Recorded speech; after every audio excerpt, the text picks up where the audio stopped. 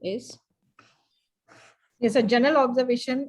We enter the room, we greet the child, we greet the parents and the child. After doing hand sanitization from the far end of the bed, we look at the child. Is the child well looking or not?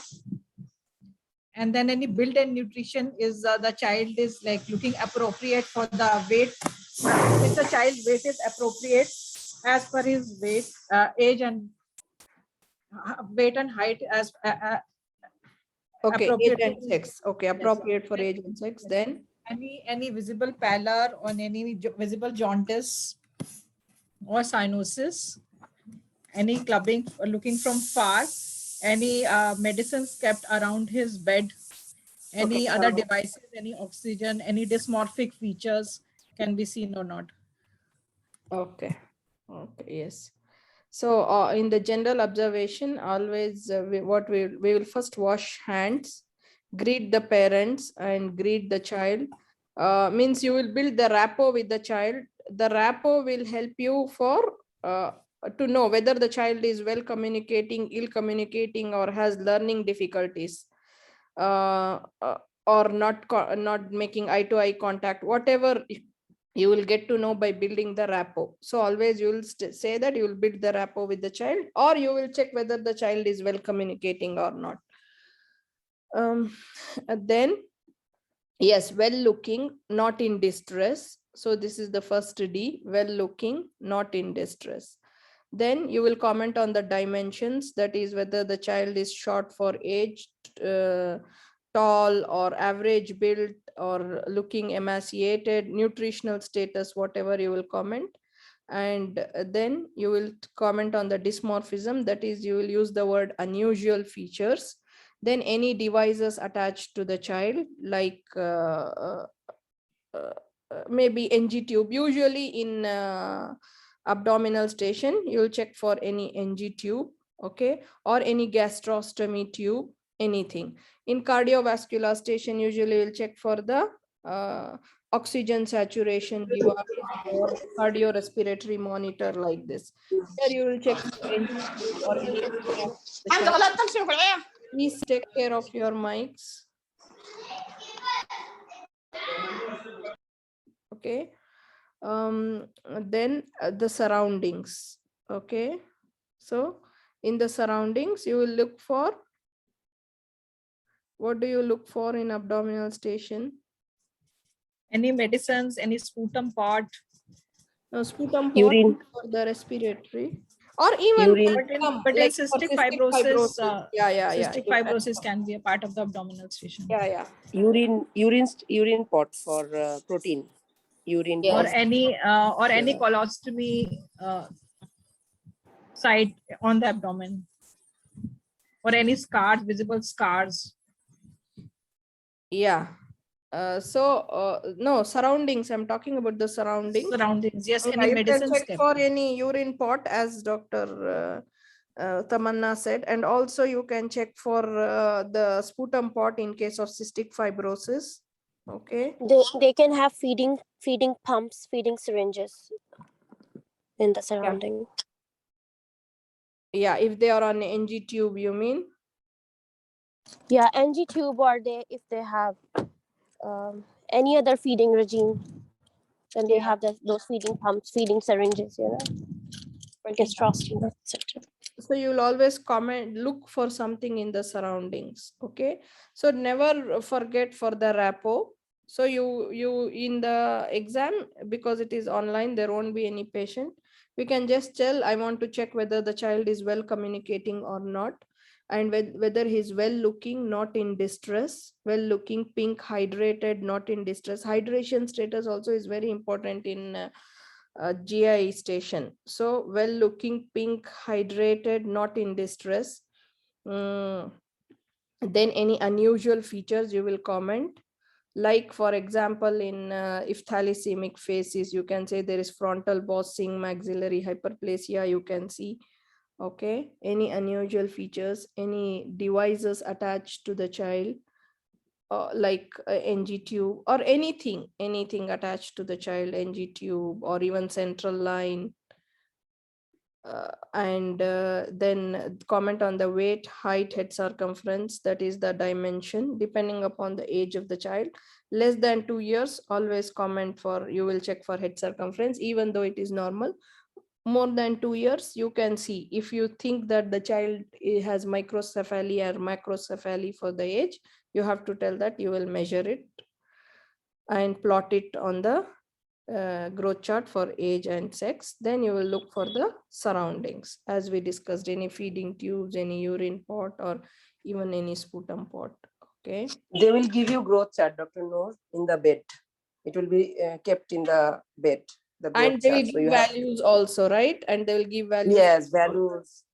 Yeah, we Yeah, have they to will mark make point. growth chart as a separate session. Okay, this is for general examination. Okay, so let's go for next step.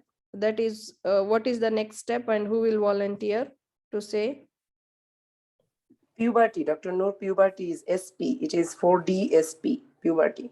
Yeah, but we will check while we are going in the hand. Here, So- Dr. Noor, we'll have to start from the hands. Okay, What? but we will have to start from hand. After Yeah. doing this general inspection, we will have to start from hand. But Okay. one thing in the recent exam yesterday, they have given the command. So if they have given the command that please do abdominal examination and relevant, then you will start from the abdomen. Okay, then you will come to the journal examination. So this is, they mind it. Yesterday they said for the precordium, and few people start from hand, as we are doing. They said no, we told you to start to do precordium examination. So always listen carefully. What is the command actually? So if they have told you to do precordium, if they have told you to do abdominal examination, start from the abdomen. Yesterday this is only happened. Okay. Doctor, Sahab, in this, like you are telling in short clinical or extended clinical? Short clinical. And what about extended clinical? How it will be? Extended clinical, they have given the clear command to the cardiovascular examination. Extended clinical cardiovascular. Then we have to start from the general look. How Yeah, Dr. then we Tamanna will is have saying. to, this is Then cardiovascular. hands, then face, then come down to the neck, then No, come but- down to the precordium. But in the abdominal station, they told to do abdominal examination, right? Yes, they told Then that. we have to do general also. General and then go to We abdominal. will come at the end. Yeah. Even I think general has to be there because to pick up the some of the signs of abdominal Yes. pathologies. Yeah, definitely you will do. I'm not Dr. Noor? denying not do, but you will have to start from the abdomen. If they are clearly saying that, do the abdominal examination. Yeah. Then we have to leave the general as well. Start from the abdomen. Okay, abdomen looks Yeah, distended, start from any the visible abdomen. pulsations or any scars or anything is there. We can't examine the general also. No, we will examine journal at the end. Like we Journal will- at the end. But in the clinical, like in the now normal clinical scenario, whenever you get a patient with abdominal case, we start with the general rather than directly jumping onto the abdominal. So I think we need to be like they want structured approach. If you see the passing criteria, they say like a structured approach to the examination. In that case, again, the first start with the general examination and then add on to the abdominal. General examination is the preliminary. Whenever you go and see the patient first in the clinical basis, you will see always the general first. But they told that. They No, told how that. they can tell? They should tell it in the webinar, not in the exam, Yeah, right? yeah, How they that's can true. change In the the things in exam, exam? they said as doctor start from the hand, Hmm. and he interrupted. He said that I No, told no. you to examine No, precordium. it's true when you say as a examine the precordium, but if when you say as a abdomen, I think we need to be like a generalized statement. The precordium don't is know different from the cardiovascular system. You know, the examination of a cardiovascular involves the general Okay, we exam. will do one thing. We can take feedbacks from some more candidates. Did it happen with them also, and then we can Yeah, Like from the maybe hand. sometimes what happens, different people have different thinking. Yeah, definitely. Also depends upon the examiner and how he wants to go. Yeah, If it he depends wanted to upon the start with the examiner, abdomen. definitely. Did they do like that in the abdomen also for him, for the candidate? Or only for precordium, he told to start with He, precordium? he, generally, he generally told me, personally, I was there in the meeting and I asked him, he was my friend. Hmm. So he told me, always listen carefully, what is the command. He told me that for me, the command was abdominal examination. So I start from the hand. He interrupted me. Hand, He said okay. that, yeah, Okay, let's take some more feedbacks to know yeah, that did was it happen with completely, others also. completely different from SURAH. I'll just talk about 1 minute. I'm sorry to interrupt. Actually, one of two or three of my friends, they have passed just before this COVID started in UK. So I'm giving this feedback regarding UK exam. Exactly what Dr. Rohel said, that if the command is do the precordium, never start with the hand. Always, I used to say, hit the nail on the head. Whatever is command given to you, start from there. Then definitely you will be having some time. So go to the periphery at the end. What you want to see in the periphery if the command is given to you, just see, do the precordium. I'm also myself an examiner, and Dr. Manna also, maybe a few of you also examiners. And it really irritates if you give command to someone that do that and he starts from somewhere else. I don't know about the Middle East, and I don't know about the exam in this level, like when there are no patients. But I think if the command is given to you that do the CVS examination, then yes, starts from the periphery. But if the command is given precordium, then you have to start from the precordium, and then at the end, when you have time, go to the peripheries. That's So true what with the you precordium, mean but to what about the say, abdominal 1 minute, examination? you mean to say if the command is gastrointestinal system, then we will go Yeah. from, and if the command is abdomen, we will start with abdomen? Exactly. If the command is do the abdominal examination, start from the abdomen. But I don't know. Even in the mark and all, it's given abdomen and they start from the hands and the general. Yeah, because the See, general and yeah. I think end of the day, the result will be the same. If you do it from the abdomen, and at the end you do the periphery, or if you do the periphery and the end you do the abdominal examination, end of the day, the collection of sign and symptoms you collected, that will be exactly the same. But the thing is that the examiner will not be irritated, because if the command is given to you, you have 4 minutes, and the command is examine the abdomen. I was doing short cases with Dr. Pankaj, almost 2 months we did. So he always used to start from the periphery. If I give him command, just examine the abdomen, he used to start from hands, all that. And then when he used to come to the abdomen, almost 2.5 minutes, always passed. I always used to look at my stopwatch. So in these 2.5 minutes, especially in a stressful condition in exam, if there is a spleen and if there is a palpable kidney and you miss that, so I think it is not going to work. So anyhow, he used to say that Dr. Waila, she teaches us like this. So I don't know. There are multiple school of thoughts. Actually, yeah, there are multiple school of thought. Okay, one more suggestion by me is go according to your center also. Check whichever center you are appearing, how it goes. We can check about it. And Very important, Dr. Noor. This is very important. Yeah. so I Yes, don't know, Dr. Noor. face to face and local examiners here, maybe their approach is different. Yes, Dr. Rahma. Yeah.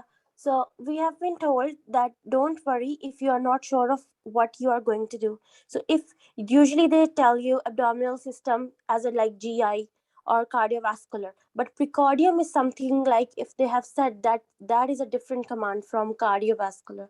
Other than that, the term abdominal is very generalized. So we have been told here when we asked our consultants, few of them are examiners here as well. They said that they will not deduct your mark or think that you don't know anything if you will ask. Any confusion, just ask, is it okay if I examine the precordium first and come back to the periphery? And they will say okay. They will say, they will never ever mind. So basically, keep it very simple. If you are not sure, make one approach, but keep it very simple. If you're not sure, or if there are some specific things like that, feel like palpate abdomen, or look for any abnormality in the abdomen. Sometimes they do like this. They don't say cardiovascular, or sorry, GIT.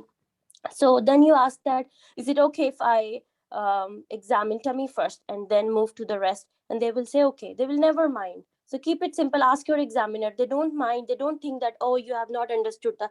But if you start doing anything, and if they have said no, do this, it's just to save your time. They want to assist you. They just want to save your time if there are findings there.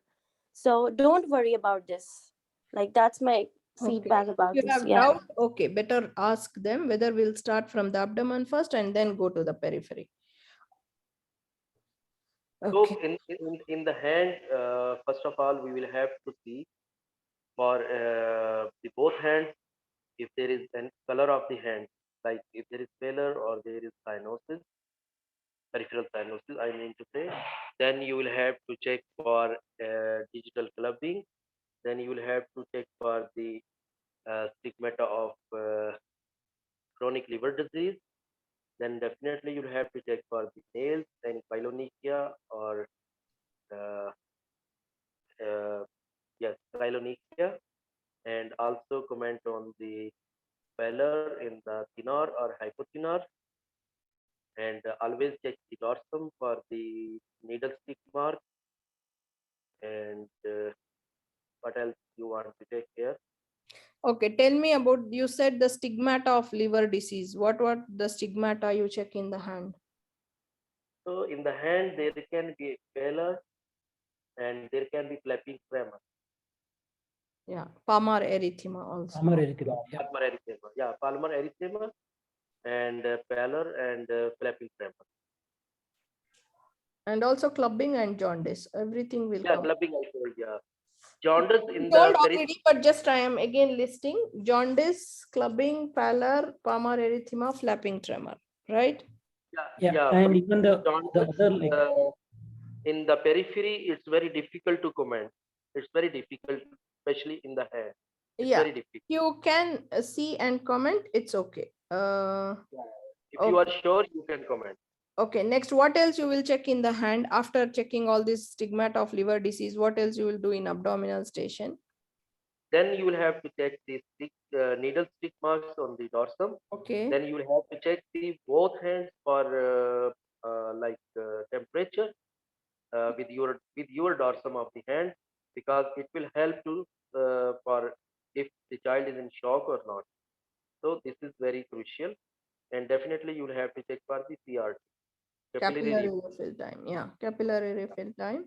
And also you have to comment on the pulse. No need to go in details of pulse, like radio-radial delay, radio-femoral delay, or details of pulses. At least you have to comment on the regular and volume, good volume, You will for have the to check hydration status. Okay. Pulse is regular and good volume. This much comment is enough. rate, rhythm, character, volume. Yeah, and also you will just mention BP. You will not check it. You'll just, I would also like to check BP. Okay.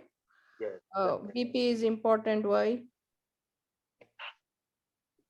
Blood pressure in like if there is any kidney disease.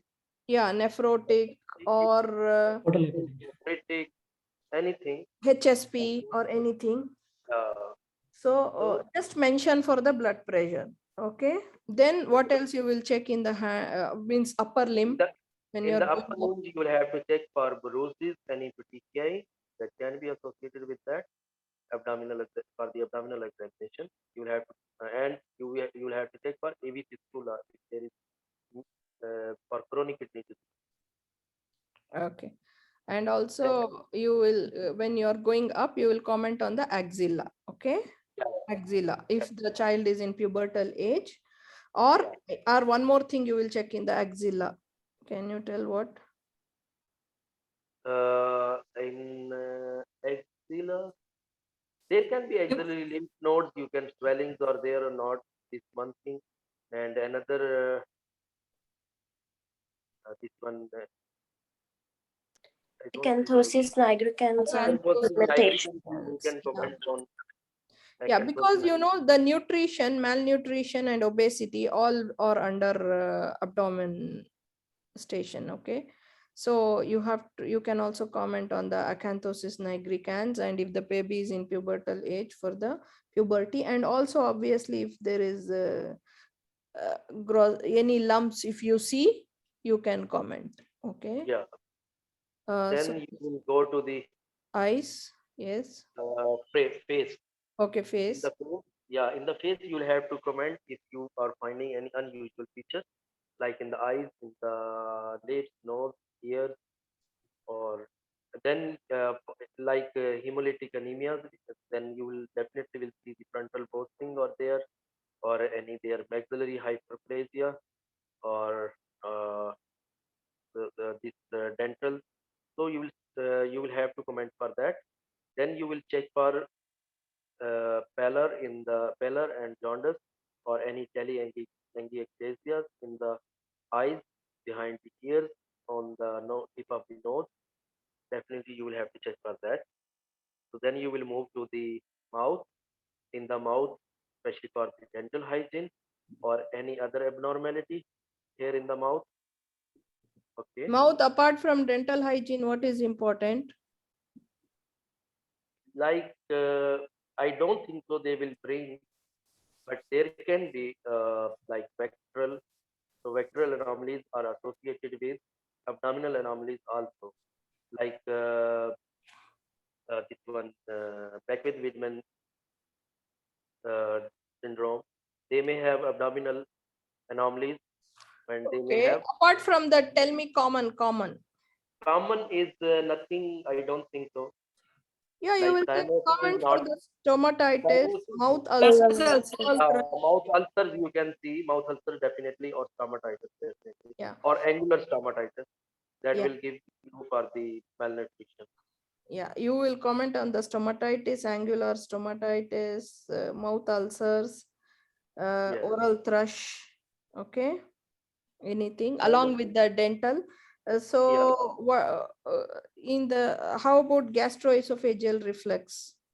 It yeah. will. For that you will have to see behind the teeth. There will be caries behind the teeth. Yeah. So commenting on that is also very important. So you'll check for all these things in the mouth. Then after that, next, what you will do? Then you will definitely expose the child, and keeping his modesty in mind, and you will start from the chest. So in the Neck, chest, anything you want to do in the neck? Neck, anything neck, you want to check? actually lymph nodes. If you have time, or you can keep it at the end. Yeah, if you see any Or obvious lump, you will comment. And also you will just look in the supraclavicular area, which supraclavicular you want to look and for why. I think the right side. Okay, what's the reason? It's gastric cancer basically. Yeah, Malignancies. Virchow. Virchow gland. Yeah, maybe Not on the right, on the left actually, for gastric carcinoma. I was just going back to check the position. Left side. left side. Gastric So Virchow's node, you will just check it, okay? Maybe less Yeah, likely that is in for children, gastric carcinoma actually. yeah, less likely in children, but still you have to remember these points in the neck. Any obvious lumps like in leukemia, you can get leukemia, lymphoma, you can see obvious swellings. If their lymph nodes are big, it will be obvious for you, right? But because now it is online exam, you don't see the child, maybe they don't show you this. If you don't ask, they will not tell you, because there was a leukemia case recently in the exam in clinical station. Okay. So if there was no universal cue and you did not ask for the neck, they will not tell you that there are lymph nodes in the neck. In the neck, I want to check lymph nodes. You have to tell, because this is online exam. Okay. Yeah. Then after neck, you said chest. What you want to look in chest? Chest, you can check, especially for the abdomen, spider nevi and gynecomastia. and if there is any long line. Okay, yes. Then even if there is any scar mark, if you Any see obvious scar mark. scar, you will comment. Yes. Because some cases may be abdominal plus chest. Okay, Yes. like cystic fibrosis Fibrosis is or coming. Alagilis syndrome. Alagille syndrome, MPS. Sometimes the abdominal there is hepatosplenomegaly, and they have this chest deformities. Yeah, so any obvious scars or deformities, whatever you see, will comment or you will ask only. Yes. Okay, along with spidernemia and gynecomastia. So then in the then you will go for the abdomen. So in abdomen, what you will do? Abdomen, you will see first journal. You will do for journal inspection. So Okay. in the journal inspection, you will have to see if there is any scars, any pigmented or hypopigmented rash. You will have to see for the visible veins. You will have to comment on the shape of the abdomen, abdominal distension is there or not. You will have to comment on the umbilicus. Uh, then what else you will see? Is distended veins. Did you tell about the distended veins? Yeah, visible vein or distended veins or umbilicus, the position of the umbilicus, and definitely for the scars, rashes, especially around the umbilicus, there can be rash of this. We are using this in thalassemia. This one, hypopigmented rash can be there. Yeah, around the umbilicus. Okay. Yeah, Yeah. Visible peristalsis or visible pulsations. visible pulsation you can comment, but Yeah, depending upon the age of the child, maybe he's telling for pyloric stenosis. No, I'm telling about the right ventricular hypertrophy, which we see normally in the right ventricular failures. So in that case, you can see the epigastric pulsations, basically. In liver failure, right ventricular. I will suggest you don't go beyond. Even No. they sometimes they don't know. Even sometimes they don't know. So you will stuck there. So keep it like a journal. They are not asking so much. Yeah, if they ask you, then you can tell. Otherwise, just If yeah. very clear visible, you can comment. No problem. That's good. If not, yeah, don't comment. Okay, next, then palpation. Yeah, palpation. First of all, you will have to tell the child if you are feeling any pain or any sores in the tummy. Just let me know, and warm your hands and start from palpation from the left side of the abdomen on in the S shape. You are coming to the right side, and while you are doing the palpation, superficial palpation, always check on the face of the child if he is feeling tenderness or not, if he is in pain or not.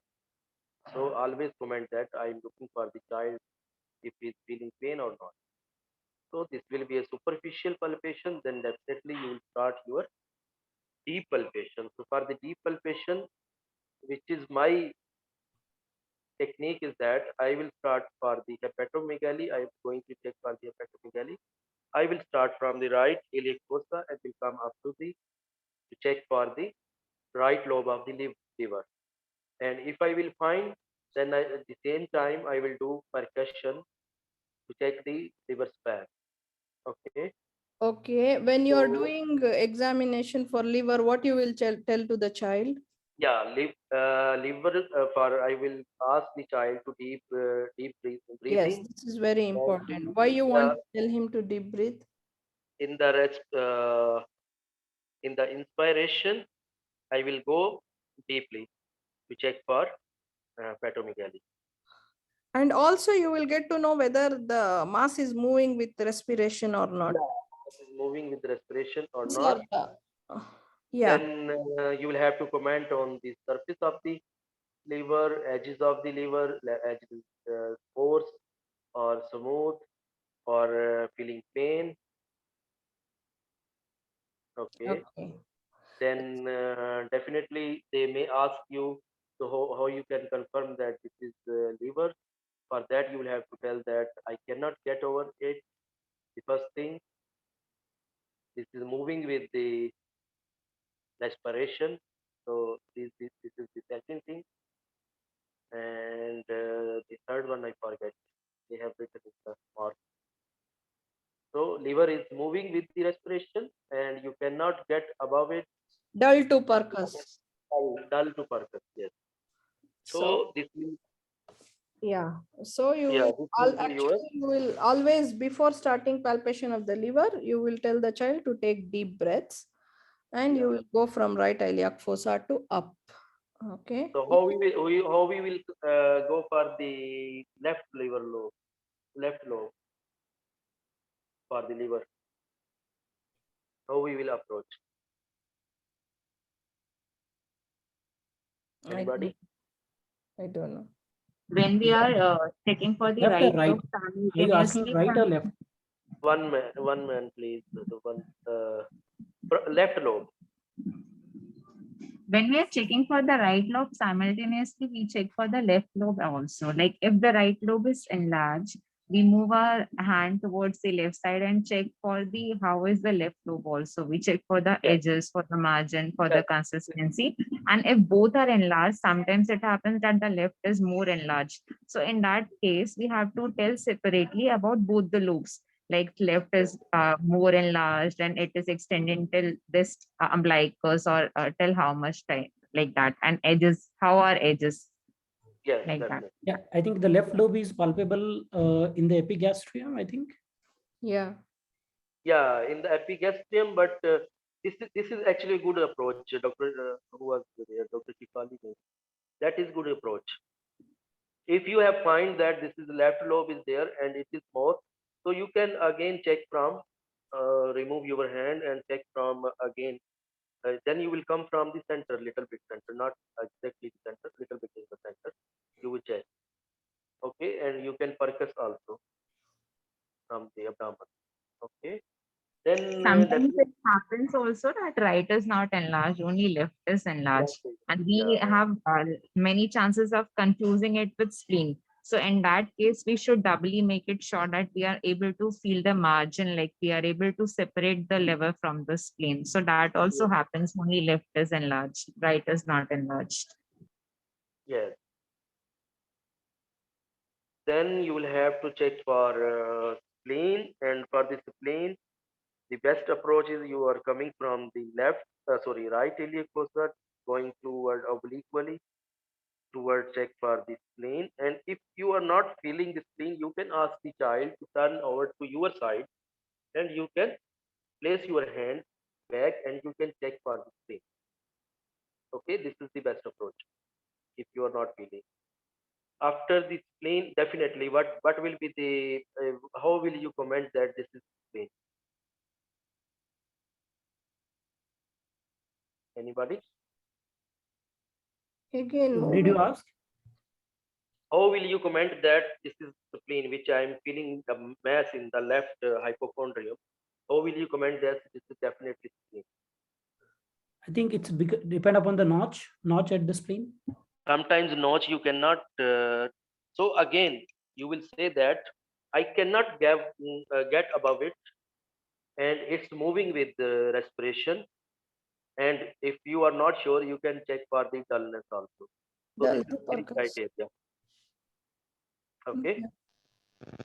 You will say movement with respiration, dull to percuss, and can't go above the mass. Yeah, can go above Kidney the also is palatable.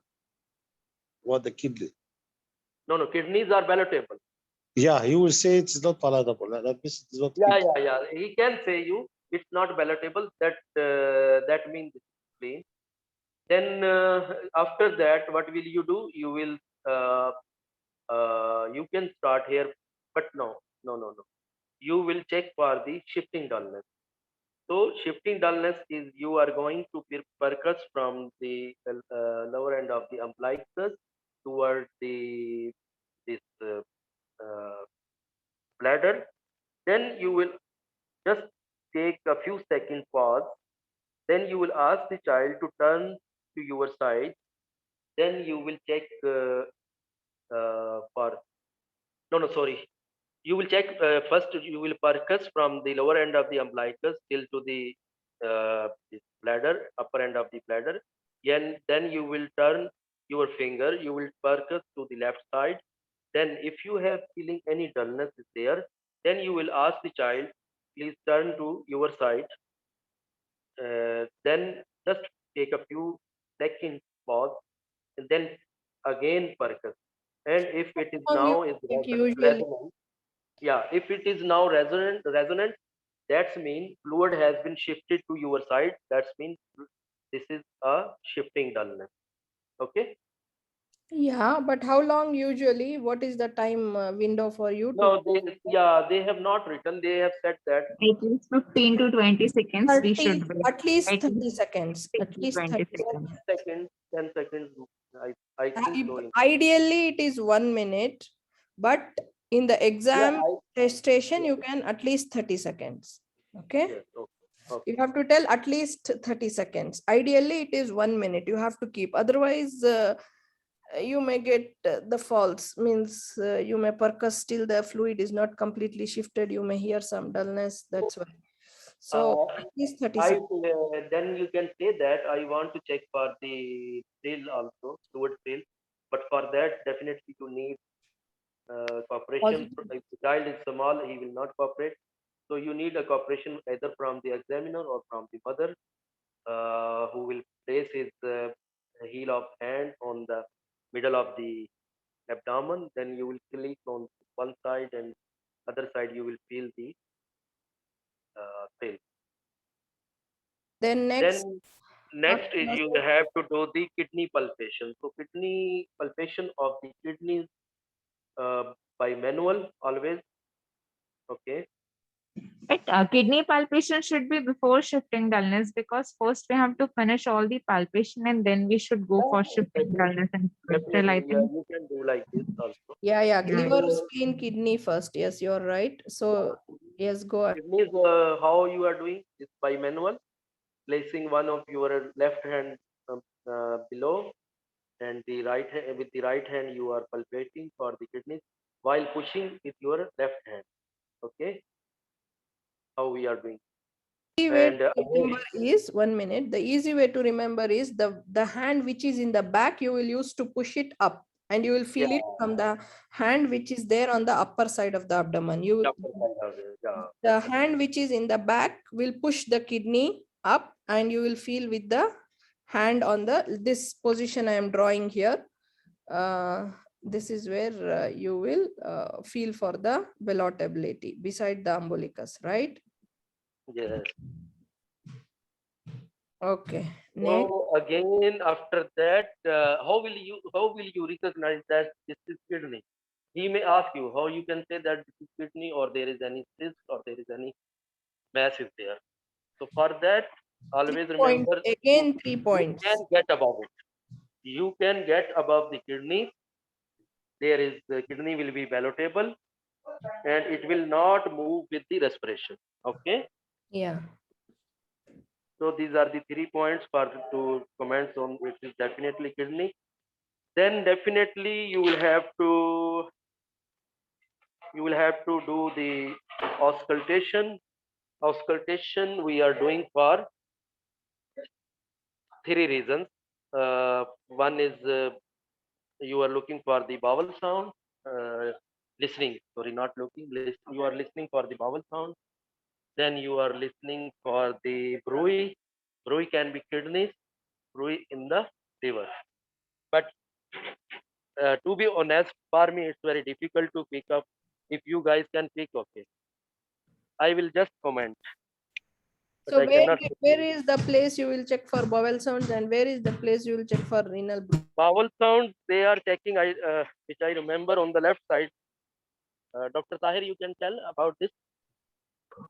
No, the bowel sounds right side. Yeah, right iliac fossa. Right? But the important thing is for bowel sounds, at least you should place the step for at least 20 to 30 seconds. Ideally, it should be for 1 minute, but in exam, you don't have that much time. So even if you feel it, especially in short case, just say it's okay, I felt, no need to wait for 20, 30 seconds. The other thing is in in palpation, Dr. Rahel, you also need to palpate for the bladder, rather percuss. You should palpate as well as percuss. Yes, yes.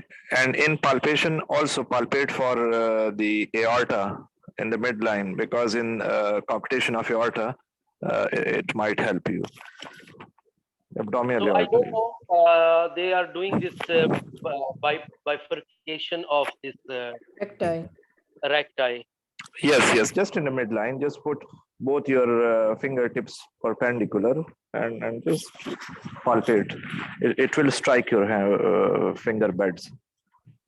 Yeah. Dr. Uh, Tahir, please explain again how to palpate. I also could not understand. Yeah, actually, And abdominal what's the aorta. benefit from this examination, please, Dr. Tahir? Yeah, I will tell you. Actually, it's actually the palpation of aorta is that just in the midline, that is it as in the recti where they meet. Just put both your hands almost at 90-degree angle to the abdomen. I mean perpendicular on that, and feel the aorta striking your thumb beds. Now, for that, the important thing is that you need to know the normal one. If you know the normal, so you will know that with how much force the abdominal aorta is hitting your thumb beds, the finger beds, sorry. But if there is coarctation of aorta, that striking force which is hitting your finger beds in normal condition will not be there. So then you can say that, I mean, the aorta is mild coarctation, moderate coarctation, or there is severe coarctation. Because in severe coarctation, you might not be able to palpate the aorta properly.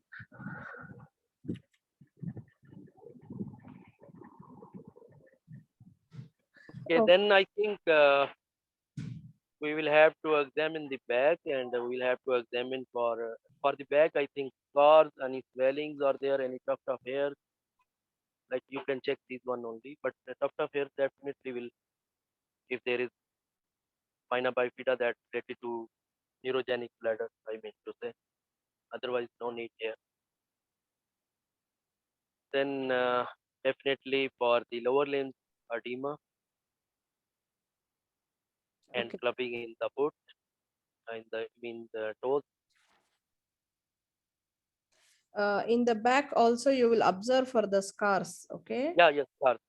Because the renal, in the cases of renal transplant, if there is nephrectomy done, you will see the scar in the loin area. So when you check for the back, in your mind, you will also keep for the What is nephrectomy scar? Which shape is scar? Hockey stick. Yeah. no. Hockey stick is in the area of transplantation.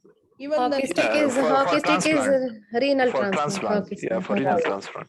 but transplant. there, it will be simple, like I will show you. There are pictures like this. If from the it will be simple like this, a scar like this cut in the area of the loin, right or left way from wherever the nephrectomy is done. Okay, so then in order to complete your examination, what you will check? Definitely first plotting height, weight, head circumference of the appropriate growth chart. Then you will have to genitalia, anal examination, and Okay. Perianal and perrectal examination,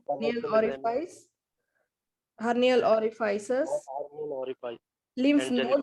You will tell all lymph nodes you will check, and Tanner staging if the child is in pubertal age. Okay. So this exam, you don't, Dr. Noor, in the first exam, first day on 27th. So doctor said that I would like to see for Tanner staging, and there was a lady examiner. She asked that what are the Tanner staging. What So will don't predict, don't predict that they will not ask. So it's very no, but difficult if to the ask. child is in pubertal age, this is for all, means in common. Any station you will tell the No. Tanner staging, right? I think, Dr. Rahil, I think they do not know especially the UK examiner Tanner staging. They call it sexual maturity rating score. So maybe that's why she asked that what is tenor staging. Yeah, maybe. They I call don't it, know, but yeah, they actually call it SMR. As you said in the beginning, that most of the examiner, they don't understand few things. So it's very important to make the things simple. yes. So I'm just saying, Dr. Tahir, we should know now each and everything. Yes. In the yesterday exam, they took Viva like we are doing a FCPS exam. Really, he asked each and everything. He asked each and everything.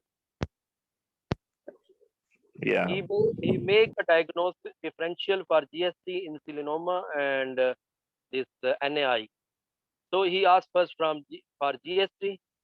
So what may be the features? What may be the labs you will do for GST? Then he asked for the insulinoma. What will you do, and what may be the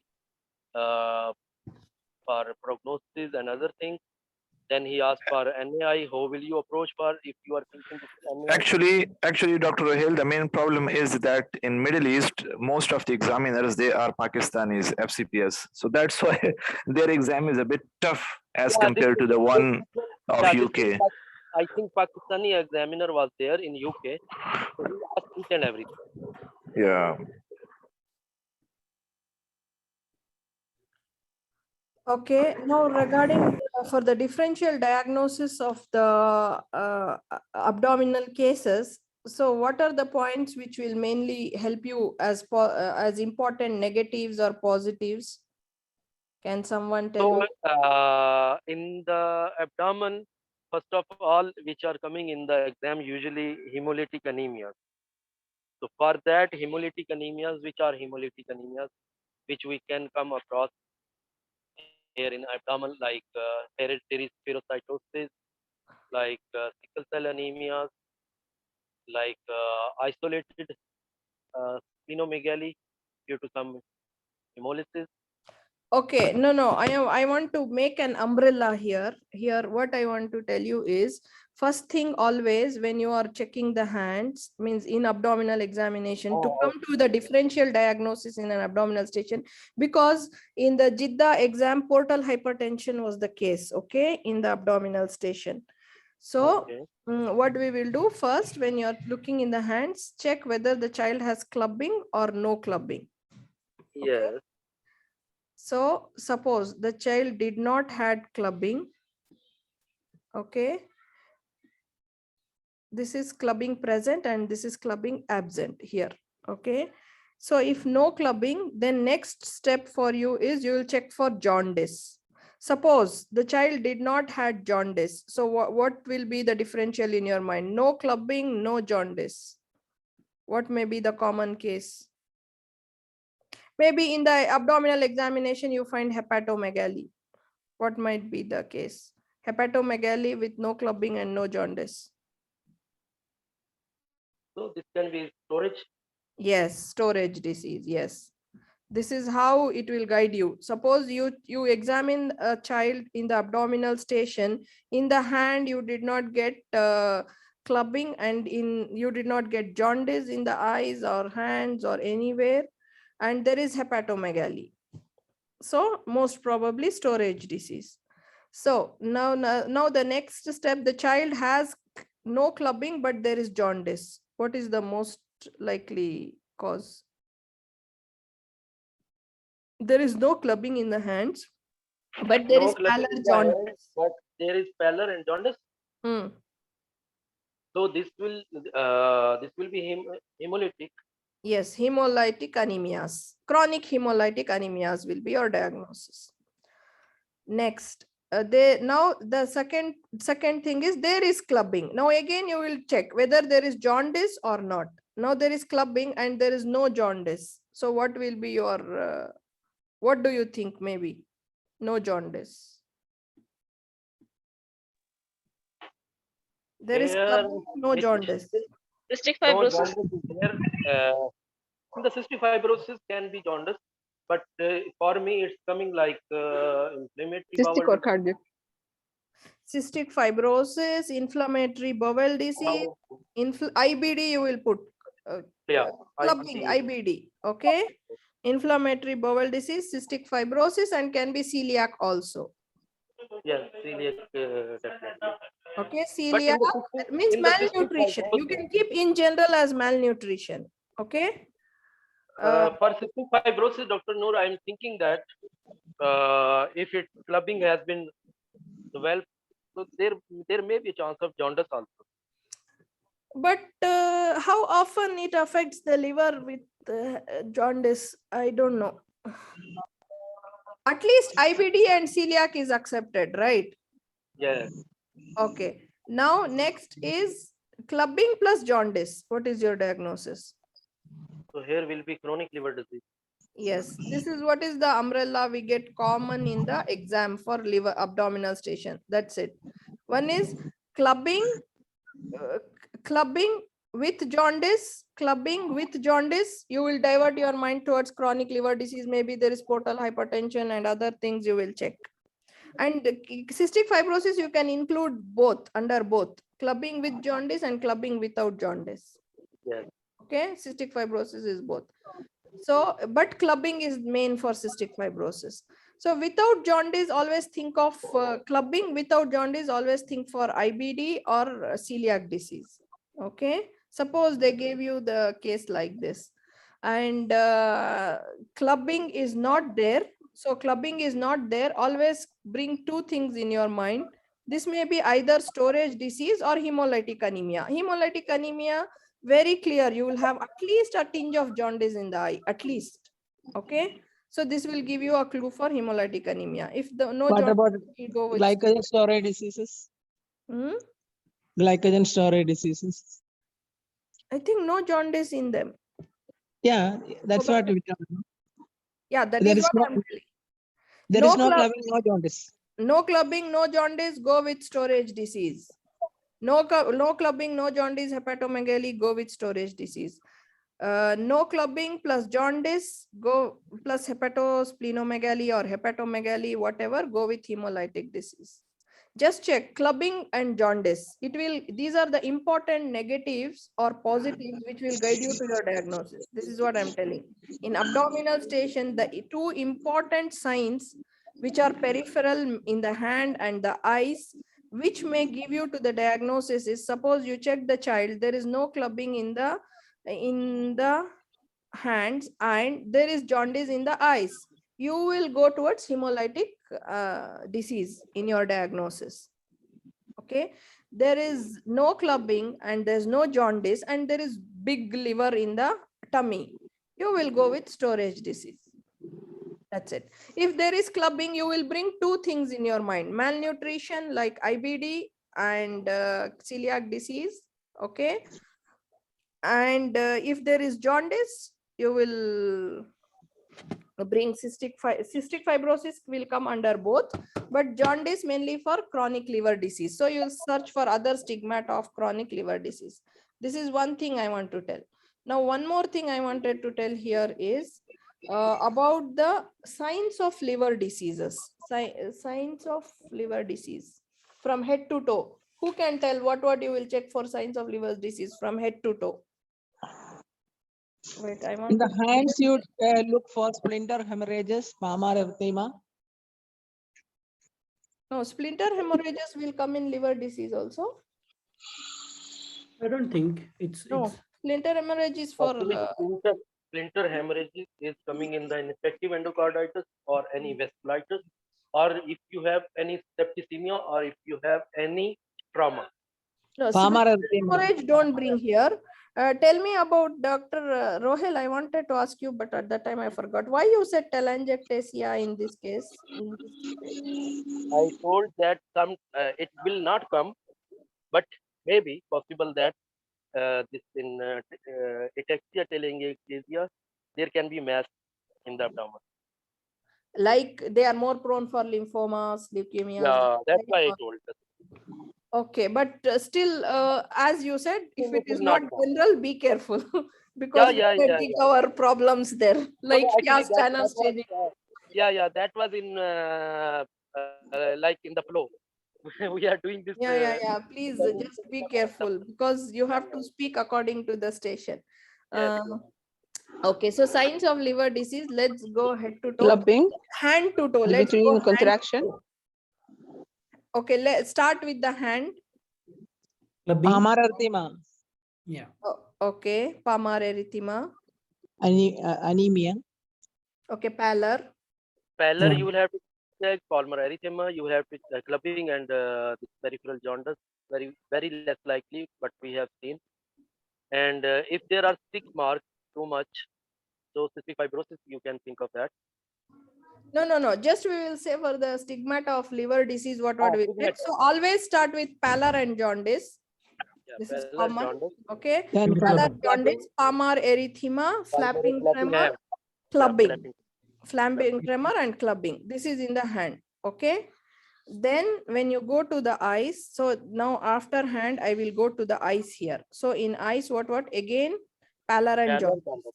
Yes. Okay.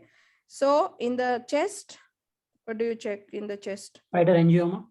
Spider nevi and Spider angioma. Yeah. And gynecomastia in the male. Spider nevi and gynecomastia in the chest. Okay. Abdomen. And the parotid swelling. In the abdomen, definitely you'll have to check for the engorgement of the veins. I mean to say, Okay. Dilated veins. Caput medusae. Caput medusae. Okay.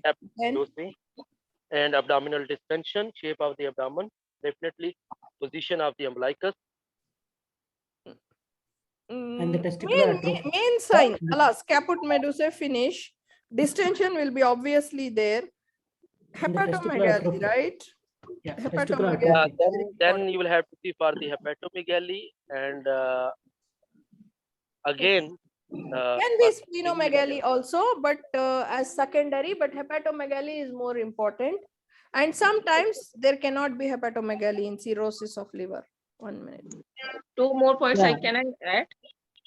I think you can get the testicular atrophy also in CLDs. Can I? There are 2 points like we have to look for the scratch marks because it is associated with the pruritus, and beside that the flow in the veins, whether towards the umbilicus or away from the umbilicus. Yes. Usually what happens? I think it is towards the umbilic, away from the umbilicus, but in cases of the CLD, it is towards the umbilicus. We have to check. Even I have forgotten this. Okay, next in genitals, anything you will see?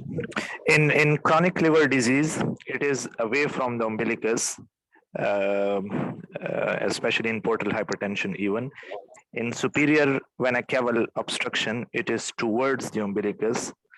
And in portal vein thrombosis, in superior vena cava syndrome, it is actually, if above the umbilicus, so it will be towards the umbilicus, and if below the umbilicus, it will be away from the umbilicus. It's a picture I can draw and will send, but in portal vein thrombosis, it is always towards the umbilicus. I will say simply, Dr. Tariq, if this is the portal vein thrombosis, so just make your, you can draw your arrows toward the umbilicus, either in the above or either below. Okay, like this.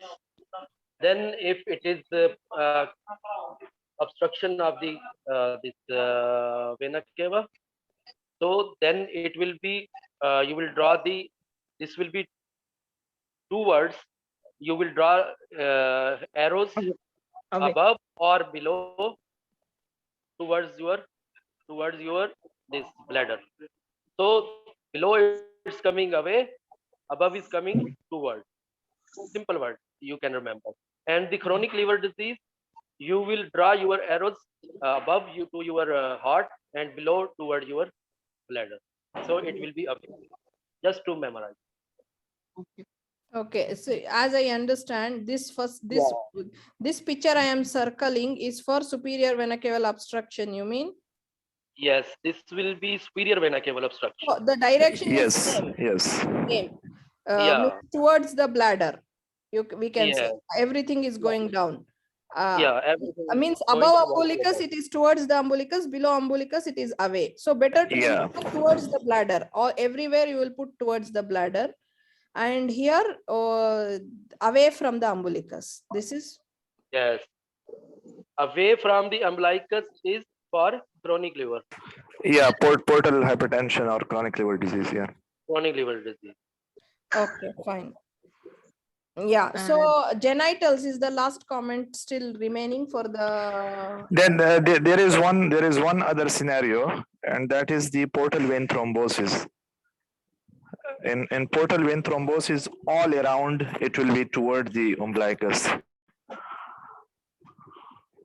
From everywhere, I mean, from right, from left, from up, from down, it will be toward the umbilicus. It will be So arrows doctor, will be toward the umbilical. Yeah, I have shared the picture in Dr. Noor group. Okay. it is not like that the portal vein thrombosis indirectly affecting the liver, so we just memorize, okay, it is away from the umbilicus. No? It should not be like that. No. What he is telling is here in this, I will share the Dr. Tahir's picture, but before that, I want only one answer now from hand to toe. We were going for the hepatic stigmata of hepatic disease or chronic liver disease. So I want only for the genitals. Anything in the genitals? Delayed signs of, as we discussed, delayed signs of maturation, delayed pubertal age. Yeah, we can see the testicular atrophy in case of CLD. Testicular atrophy. Yes, I made the notes. It's testicular atrophy, but I don't know the reason. It's written as testicular atrophy. Okay. These are the. Yeah, actually there is a suppression of the testosterone and there is excessive production of the estrogen. So there will be gynecomastia with testicular atrophy. Okay, this is the reason. Okay, thank you. So always see for the stigmata of liver disease in any abdominal station. You shouldn't forget this. When you are asking in the hands, ask quickly for pallor, jaundice, clubbing, palmar erythema, flapping tremors. Okay. And in the eyes, you will look for jaundice and pallor. In the chest, spider nevi and gynecomastia, abdomen, caput medusae, hepatomegaly, or even if there is splenomegaly, you can comment. And genitals, you will comment for testicular atrophy, but usually we are not checking. Okay. Yes. And Noor, I think you can see the parotid swelling also actually. Parotid, I don't know. Dr. Noor, can you just mention the differential diagnosis of the left lobe of the liver enlargement? What could be the differential? Dr. Shufeli is the one who commented, I think Supriya or Shufeli, I don't know. I think the most important one is the chronic liver disease. Whenever you have the left lobe of liver enlarged, always think that this child has a chronic liver disease. There can be some other differentials as well, like tumor, like hemangioma, like abscess.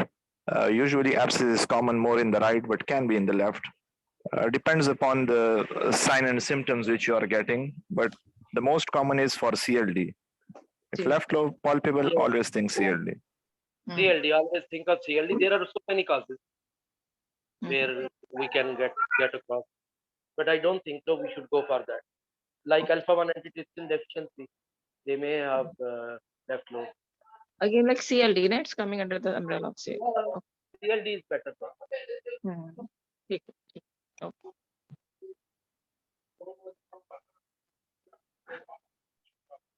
One more thing I would like to add, just add, because this is commonly finding on examination when we are examining the case of the CLD, that we are looking for the bruises also, because coagulopathy is also one of the important components related with the CLD.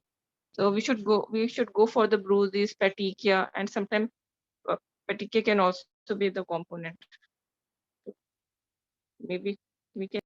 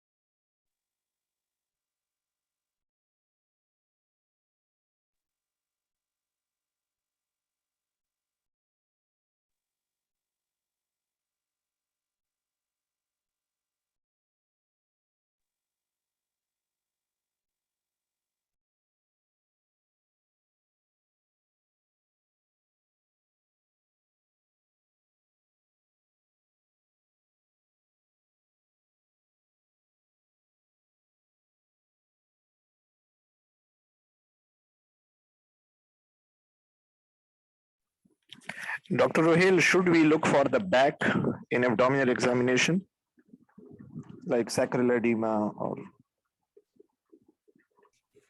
Yeah, just 1 minute. I will finish with this picture. So here, so this is for the portal vein thrombosis, this picture, and everything is going towards the umbilicus. Okay, in the inferior vena cava, everything is going upside, right, Dr. Taher? Inferior vena cava. Yes, exactly. Yeah, everything is going up. towards the Xiphi sternum. Yeah. In superior vena cava, everything is going towards the bladder. Bladder. Yeah. Like this. So in chronic liver disease and portal hypertension, away from the umbilicus. Yes, exactly. Picture. Regarding the back, for me, I think when you see the back, it is very important to comment on the scars, any scars you see, and also for sacral edema in bedridden patients. Normally for the mobile lower limb edema, for sacral edema for bedridden patients. So anyone wants to add anything for the back can add.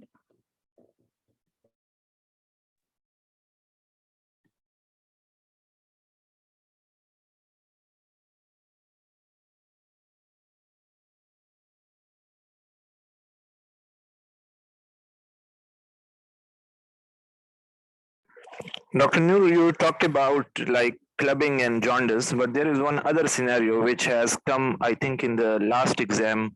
I don't know it was where, but that exam, I think 3 months back, the one which has done. So they ask about I mean, there are conditions in which there is hepatomegaly with lymphadenopathy. So what are the differentials for that? Leukemia, tumors mainly, leukemia. Yeah, leukemia, lymphomas, and one other one is infectious mononucleosis. That is also very much important. Okay, so But it has to be hepatosplenomegaly. Spleen here is more important than the liver. Yes. Yeah, but I mean, in infectious mononucleosis, you can have both hepatosplenomegaly. Usually it's significant splenomegaly, but can be there hepatomegaly. And if there is ice, and if there, we can add, we can add like connective tissue disorder like SLE also in such cases.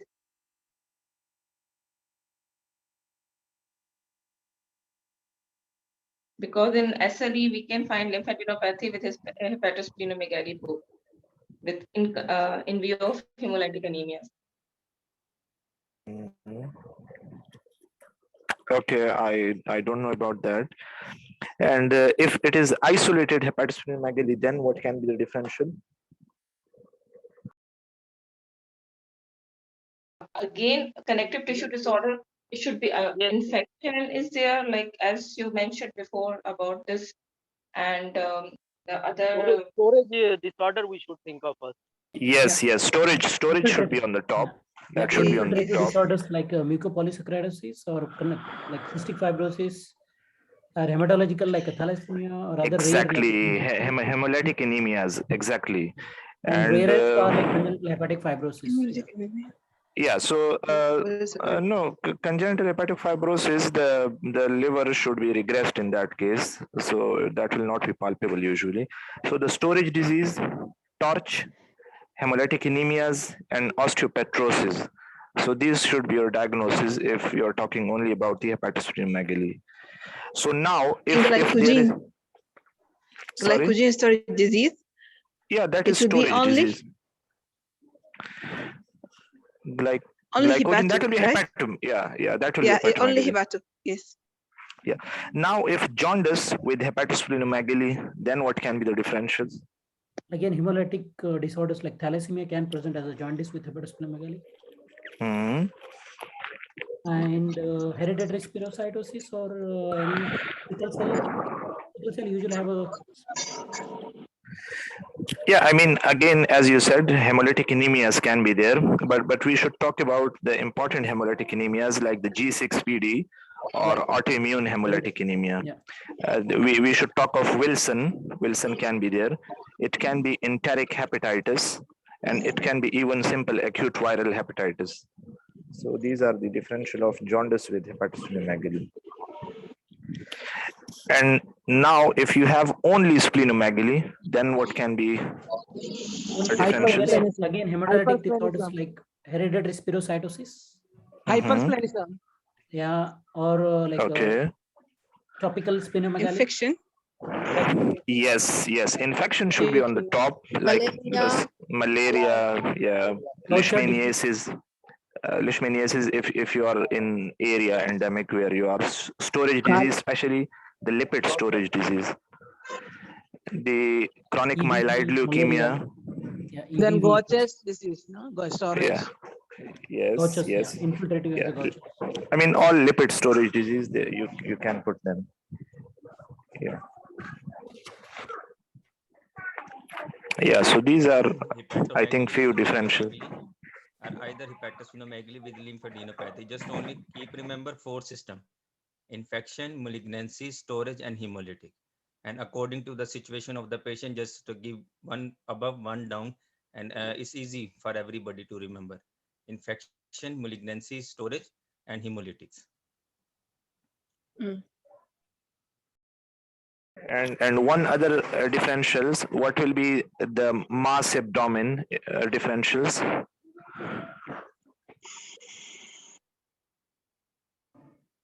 What do you mean by mass? Glioblastoma, Yeah, Wilms I mean, tumor, if there is a and mass, yeah. rhabdomyosarcoma. Yes, very Fourth good. one is mostly these are malignancies. Mainly you think of neuroblastoma or nephroblastoma. Yes. You think Yes. of Wilms maybe tumor. Yes. Wilms or neuroblastoma? Yeah, neuroblastoma. And one other is like Well, hydronephrosis. Lymphoma can also present with Renal abdominal cyst, mass. perinephric abscesses. or renal transplant, new renal transplant. Yes, Ectopic kidney. Because it's coming usually as in the liver, sorry, in the pelvic, mass in the pelvic. Right iliac fossa or in the suprapubic or left iliac fossa.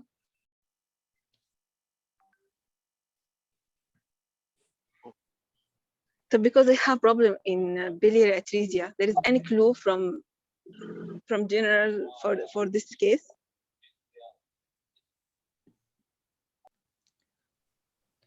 So what will be the finding in biliary atresia? If the patient old, maybe we will find all the stigmata of chronic liver disease, flubbing, all of these things, and maybe we'll find a scar. What will be the Right. scar? Biliary atresia. It's the Mercedes-Benz like appearance in Kasai. What else? Yeah. It's So- Benz like. Benz like they're for the transplant. Yeah. No, it's for the Kasai, post Kasai. The Kasai surgeries scar will be like a Benz. I is not like a Benz. There will be small scar. Mercedes-Benz scar is otherwise known as like Kasai procedure scar. I think we'll No, Mercedes-Benz is for liver transplantation. liver transplant. And there can be some scar for biopsy, right? Small scar for biopsy in the right hypochondrium. Thin scars can be there. One is the Kasai procedure scar, one is the Benz for the transplant, and one is this Dr. No said. Yeah, actually, it was also my concept initially, but the group discussion, that's where it's very important. The Benz sign, the Benz incision, this is actually also called a rooftop incision because it's just like a rooftop. So I was also thinking that that's for Kasai, but usually that's not for Kasai. That's for liver transplant. Liver transplant. Yes. Usually for Kasai is a small incision. Yeah, size very small. Yeah, about 5 centimeter, 6 centimeter maximum. Yes, small. Okay. And Small transfer scar. Transverse.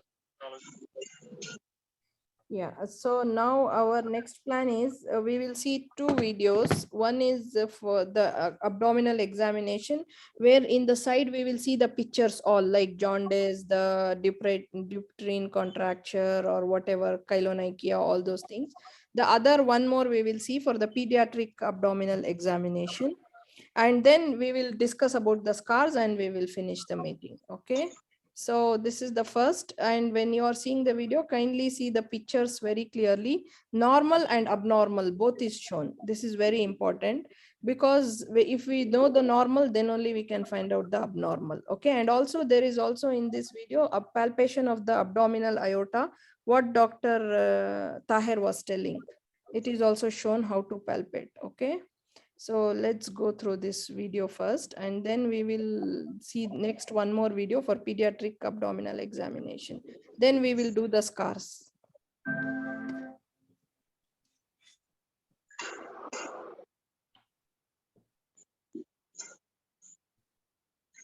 Hi there, my name's Andrew, I'm one of the final year medical students. Could I just check your name and date of birth, please? Yeah, James Alexander, 13th of December, 1989. Nice to meet you, James. Today I've been asked to examine your abdomen.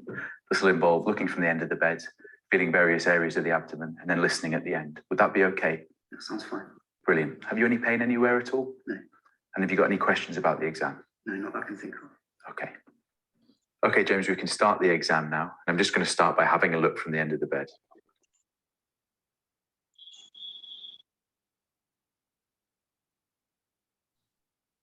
James, I'd like to start by looking at your hands. If you could just bring them up in front of you, please.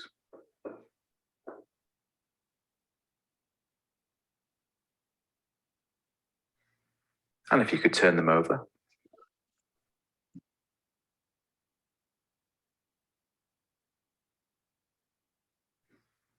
Fantastic. And if you could bring two fingernails together like this for me.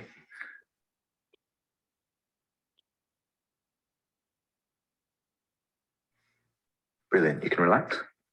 James, if you could now bring your hands out in front of you and cock your wrist back. Thank you. There.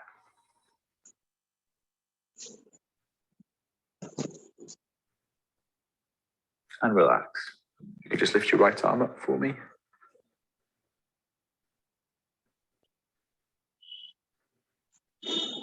And your left arm. That's fine. James, we're now going to have a look at your face and eyes. Okay.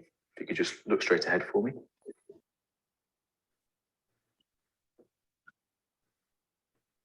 I'm now going to pull down on your lower eyelid.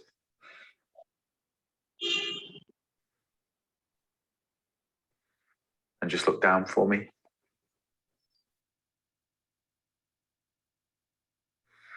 If you could just open your mouth for me. Lift your tongue to the roof of the mouth. That's great. James, if you could now sit forward for me. I'd like to examine for any glands in the neck.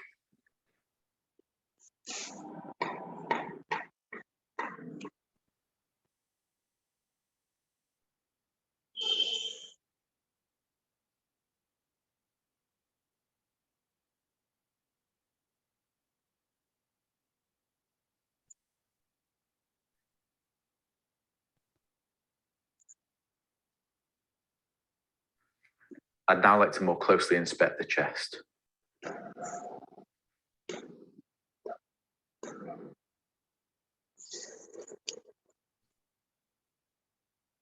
James, we're going to move on to more closely examining your tummy now. For this, I'll need you in a flat position, so I'm just going to lower the bed. You just sit up for me.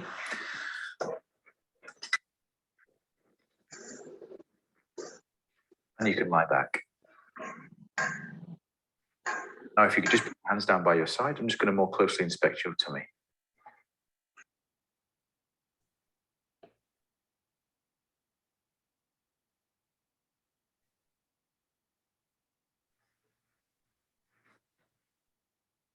I'd now like to move on to feel different areas of the tummy. Can I just check before I do that you don't have any pain at all? No, I don't. Writing's not that easy, but Grammarly can help. This sentence is grammatically correct.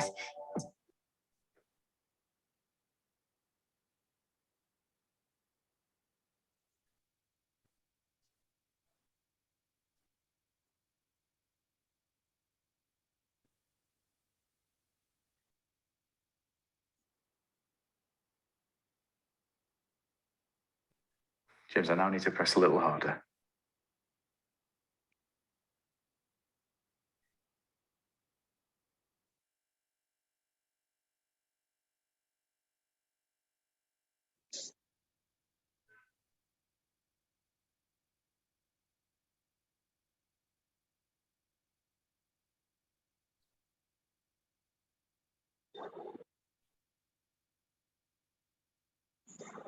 James, could you now take some deep breaths in and out for me?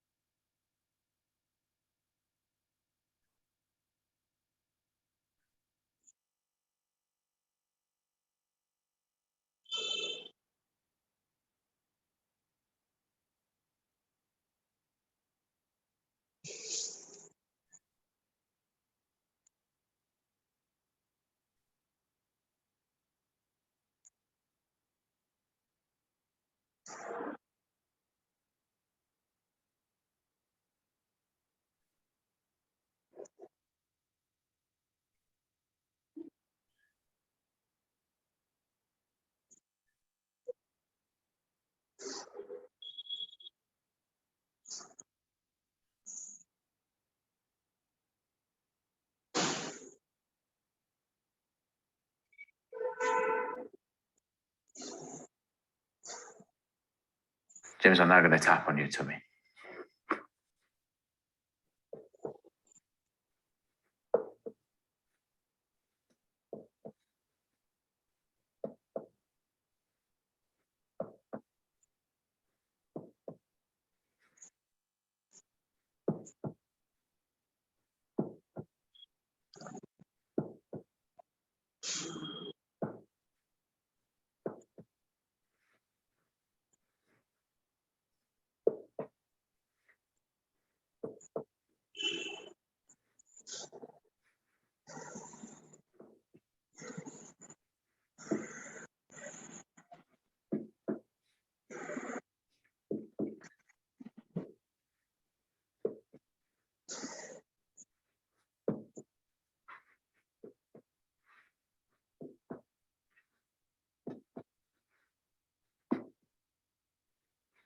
If you could roll onto your right-hand side for me, James.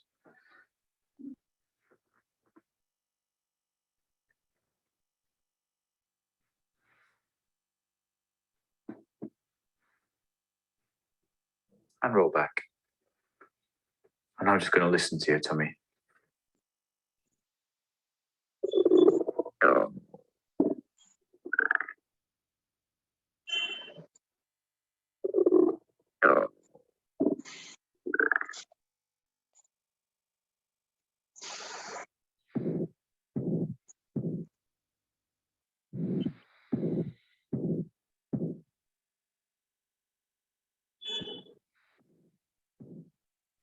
James, that completes the examination.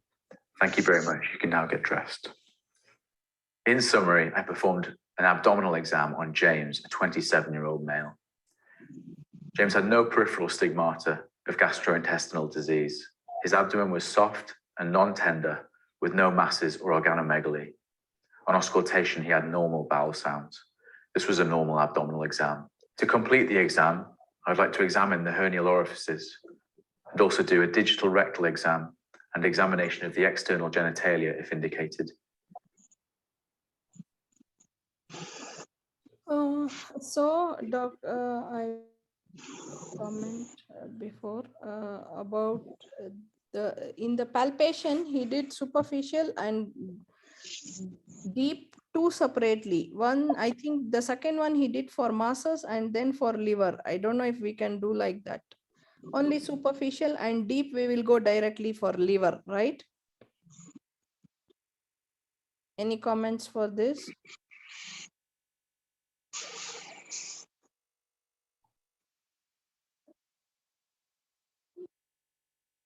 But I think the other things what he showed was very clear, how you will palpate the liver and how you will check the liver span and also the spleen and kidney palpation. And for the auscultation of aorta, if you want, just above the umbilicus you'll keep. For the auscultation of renal artery, laterally, okay? just above the umbilicus is for aorta, laterally beside it for the renal bruit. Okay, because as we know, the renal arteries are arising directly from the abdominal aorta, right? I think that is the same place where you will also palpate in coarctation of aorta, right, Dr. Dr. Taher?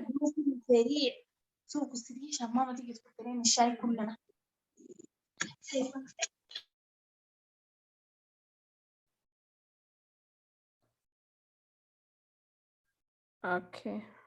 So any comments? Was it clear, or anyone has any comments before we go to the next?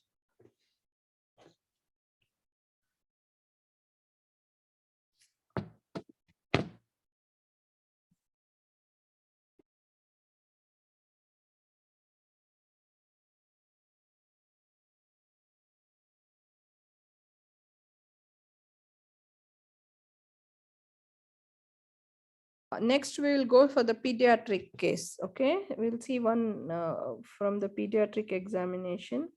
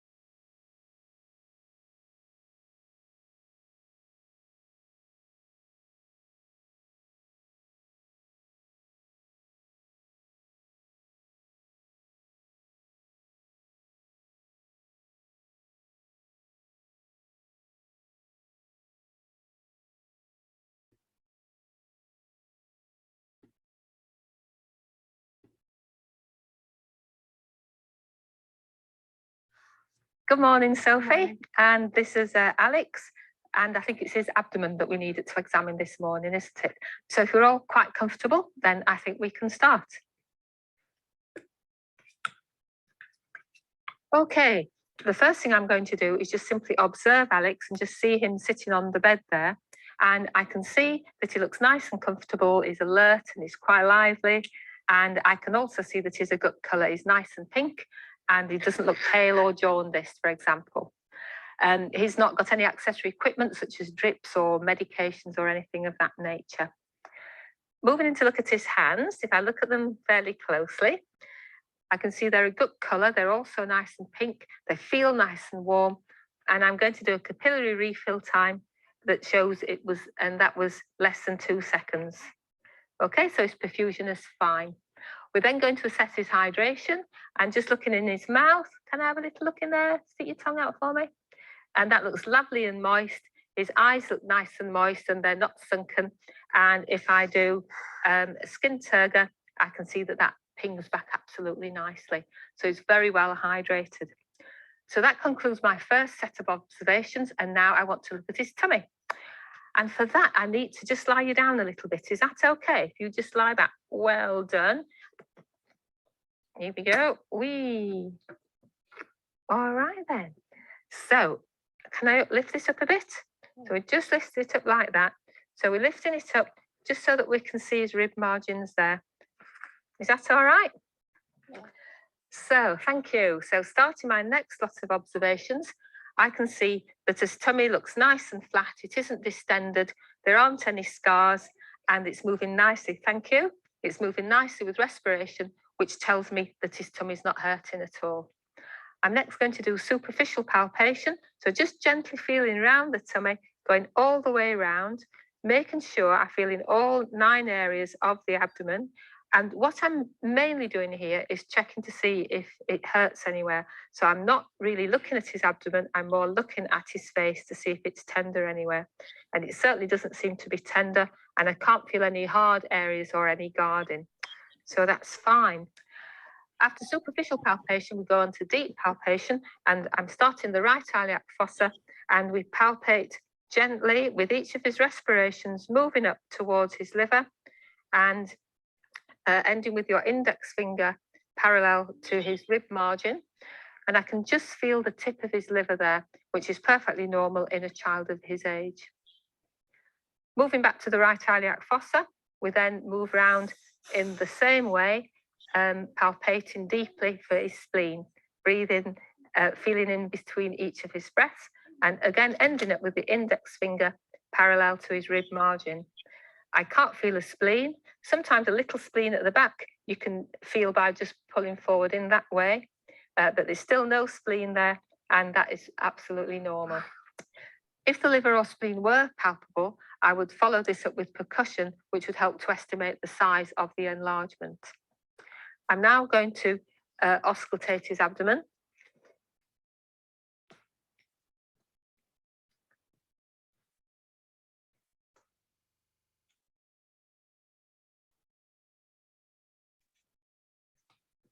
And that all sounds fine. We'll just check down in the hernial orifices, and that looks absolutely fine. No sign of any hernias or any lumps and bumps. Normally at this stage, we would also check the external genitalia, but we've already done that previously on Alex, and we know that everything's fine there, so we don't need to do that today. One final thing, if we were examining a young baby who's in nappies, it would be important to start the abdominal examination with the nappy open right from the start. But with a young man of Alex's age, which is 3, it's important to examine it in a sensitive manner so that we open the top area first, and then we can see the external genitalia at a later stage. Remember, when examining the abdomen, to start with general observations, including the general well-being and colour of the child, note any accessory equipment, and note the perfusion and hydration status. Then move on to specific observations of the abdomen, including noting any distension, any masses or scars, and how it moves with respiration.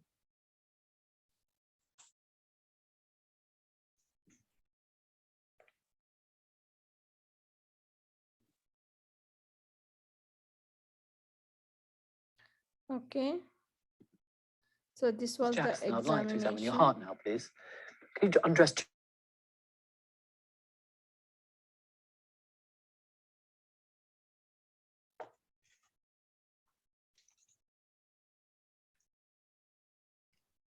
So any comments before we proceed further?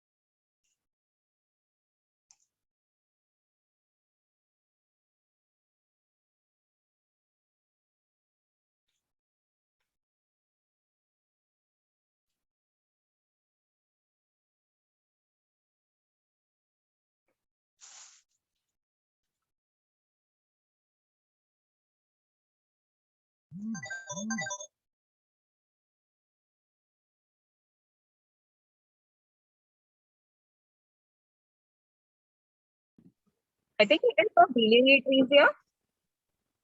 Yes, this is called Kocher's incision. Okay, it will be usually for any surgeries related to gallbladder and biliary tree. Okay, usually.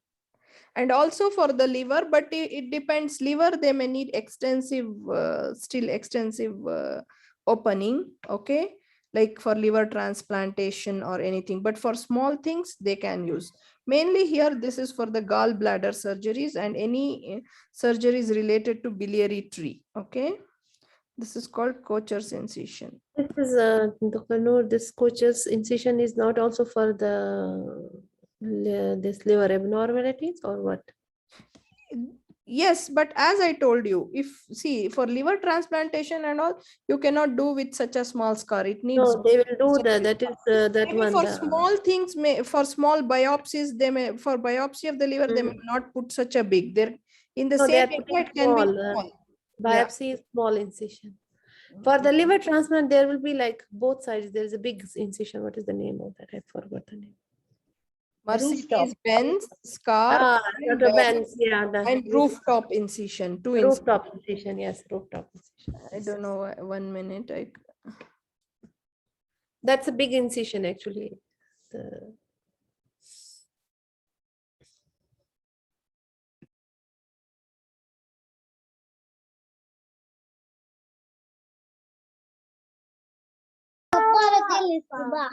Shah.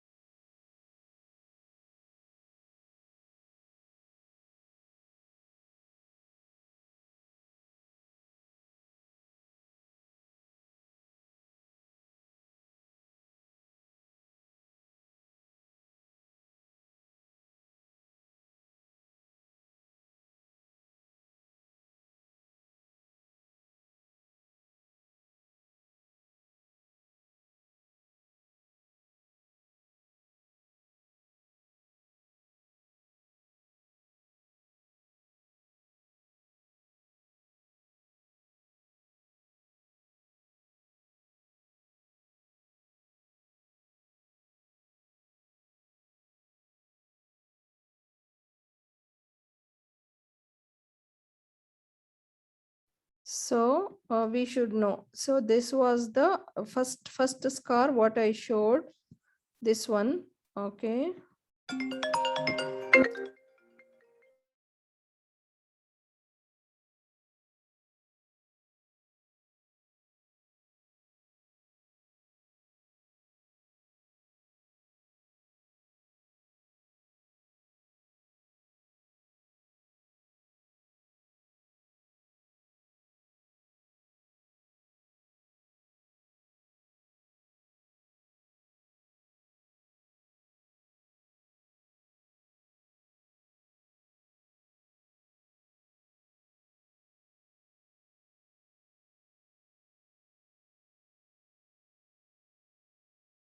Okay, so let's go back. So the first I said Kocher's incision, it is usually for the gallbladder or any biliary surgeries, or even it can for liver biopsy, but it will not be such a big scar, small scar. So this is the first scar we read, below right costal margin, Kocher's incision, allow access for the liver and biliary tree, and is seen after cholecystectomy and gallstone removal. Usually for cholecystectomy and gallstone removal, in whom you will see patient with sickle cell disease and hereditary spherocytosis may have had surgery in the past. Why? Because you know that they will have these bile stones, bile stones in the gallbladder, sickle cell disease and hereditary spherocytosis due to increased hemolysis and increased bilirubin pigment. So they may have had surgery in the past. So any sickle cell disease, when you're examining the abdomen, you should also keep in mind to observe for this Kocher's incision if they have undergone any cholecystectomy or gallstone removal. Okay, but nowadays most of the surgeries are laparoscopic also. So it is now more commonly performed laparoscopically. This is for the Kocher's incision. So the next incision we go is this. Okay, number 2. That is no, it is upper abdomen. This is number 2, upper abdomen midline incision. Okay, So upper abdomen midline incision, it is usually for Nissen's fundoplication. So what is the indications for Nissen's fundoplication? GERD? Uncontrolled GERD means the GERD which you cannot manage medically. Okay. Medically failed. Medically failed GERD. So in these patients usually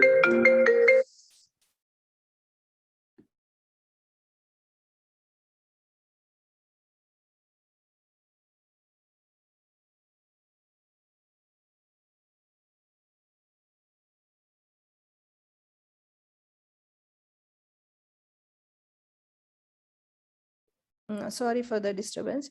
So upper abdominal midline incision, Nissen's fundoplication. Okay. This is usually in cases of GERD failed. So these children may also have, usually they can be CP child. So at the same time, you can check for any gastrostomy scar. Okay. If this fundoplication is newly performed. Okay. So you have to also check for gastrostomy scar if this is a CP child, and you have to also check, does the child has neurodevelopmental problems. Okay, and again this operation can be done laparoscopic. So you should know for the you can also check for multiple scars if you think that laparoscopically done. Okay, this is for the upper midline incision, this incision. But here it's not mentioned. I will tell you one more thing. If this incision goes long like this, still if this midline, upper midline incision continues throughout the abdomen long like this, it can be for any major abdominal surgeries. Laparotomy. Major abdominal surgeries. Yeah. Any major abdominal surgeries or open exploratory laparotomies. Okay, that we should know. Next is the transverse upper abdominal incision. Transverse upper abdominal incision, usually it will be on the left side. It is for the repair of the congenital diaphragmatic hernia. We all know that the diaphragmatic hernia usually on the left side. Okay, so usually this repair of the congenital diaphragmatic hernia, you will have transverse upper abdomen on scar on the left side. These are more common on the left than the right. This procedure can be performed laparoscopy also. So whenever you see a scar in this position on the left side, transverse abdomen, you can suspect congenital diaphragmatic hernia, or you can ask also in the history if the child has this. Suppose if this is a video station or something, the position of the scar will give you clue, maybe correction of congenital diaphragmatic hernia. But sometimes they can also access spleen in this through this incision, or similar like Kocher's incision, they can put this side, but I don't know whether they call it as Kocher's or not. Mostly it is called for the right side, but similar incision you can put here for the access of the spleen, as well as through this incision spleen, some for the access of the spleen also can be accessed. Okay, but usually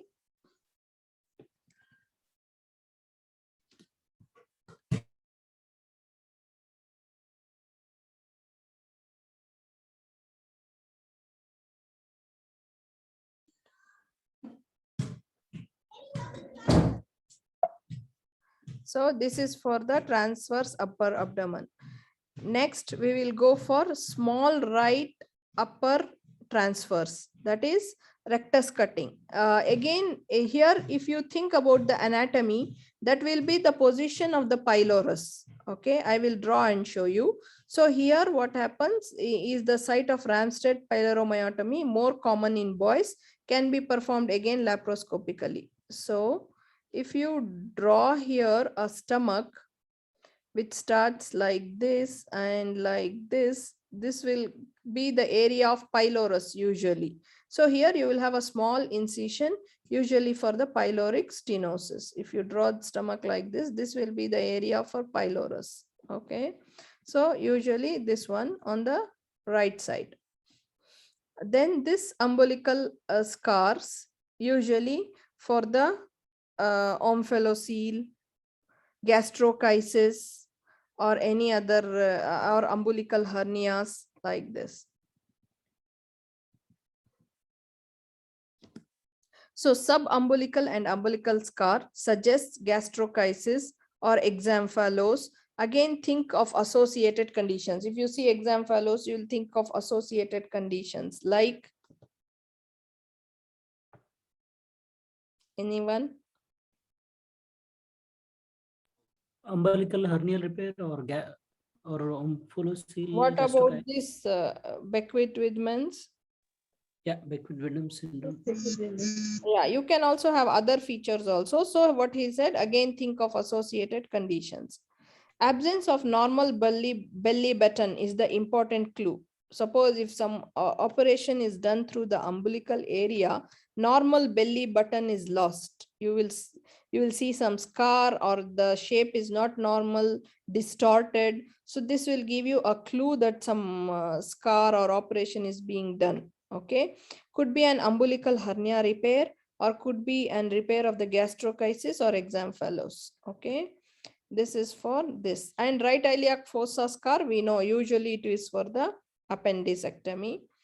Then lateral thoracolumbar incision, it will be behind. It is usually for nephrectomy, commonly performed in children with cystic dysplastic kidney. The reason is the cystic dysplastic kidney is not working. You want to prevent infection in the remnants of the kidney. So what do? You will do nephrectomy. In such a case, you will have in the back side lateral thoracolumbar incision. Okay. This is the scar, like he has shown here. This is the lateral thoracolumbar incision. This is for nephrectomy.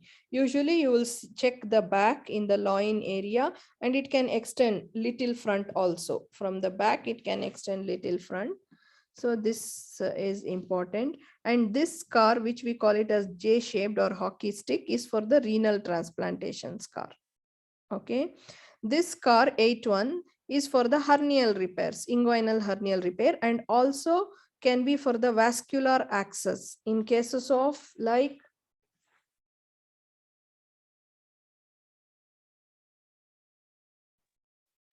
major cardiac surgery. yes, They're doing cardiac here lines.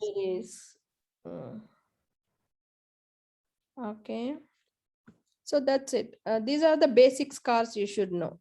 Okay, one is the Kocher's incision. This is for the gallstones and cholecystectomy usually, or in the same place. If it's just a small scar, it can be liver biopsy and access to liver.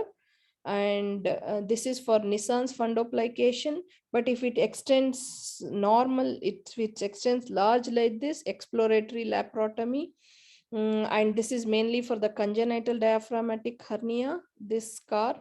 Okay, number 3. And also sometimes you can access the spleen through it. And this is for the pyloromyotomy in Ramsted's pyloromyotomy. Again, always depending upon the position, you can think and you can give the differential diagnosis. This may be for the gastrochisis, amphalocele repair, or simple umbilical hernia repair. And this is for the appendicectomy scar. This is for the renal transplantation. And this is for the nephrectomy, lateral thoracotomy scar.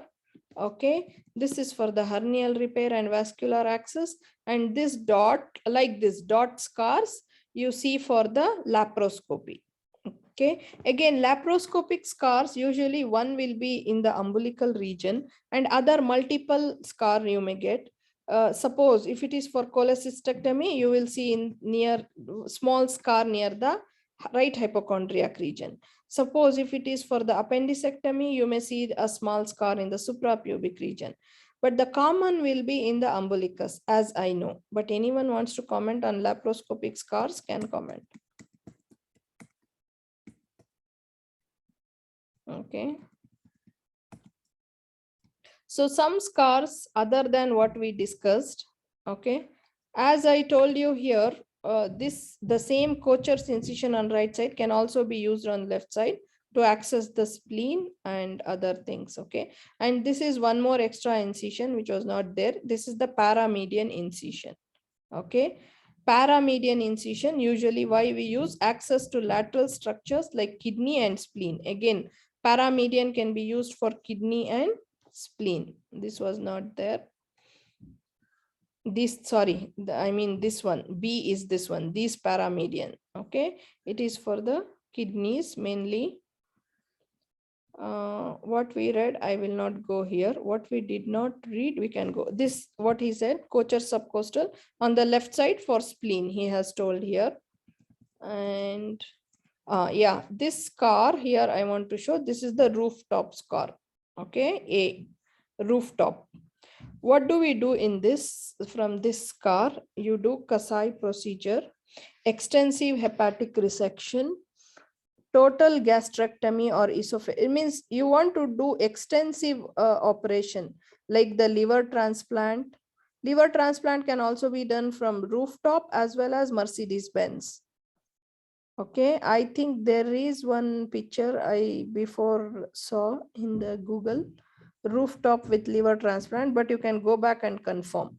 Here he has given mainly for the extensive hepatic resection and even total gastrectomy, esophagectomy, adrenalectomy, neuroblastoma, operation of renovascular hypertensions.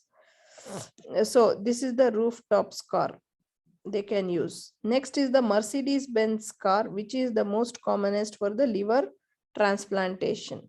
So Mercedes-Benz is not just B, it will be B and the rooftop both added. One line like this and one line like this. I have a picture, I will show you.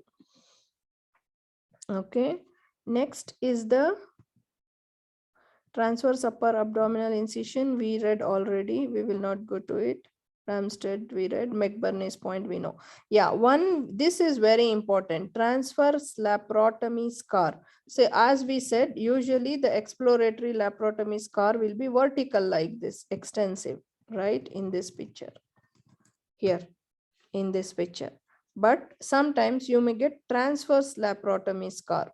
So who can tell me the when they use the transverse laparotomy scar? Anyone? Perforation? NEC perforation? No, usually it is done in infants.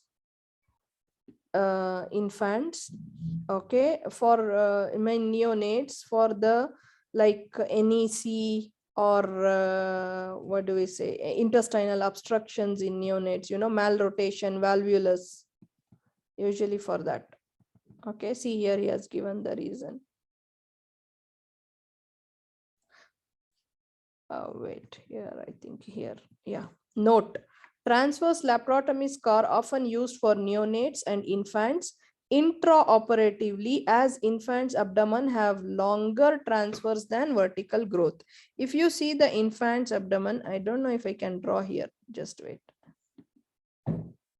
It will be more transverse than the vertical. That's why, remember, if it's a transverse laparotomy scar, think about the child has been operated during the neonatal period or during the infancy. This should be your doubt. Like ask for maybe any intestinal malrotation during the neonatal or volvulus or NEC or any neonatal complications, abdominal complications you expect. Okay. And even can be duodenal atresia in a case of Down syndrome. Okay.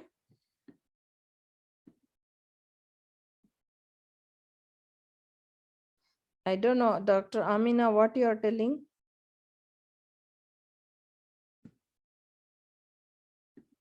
But here it's, yeah, it's written here just for neonates.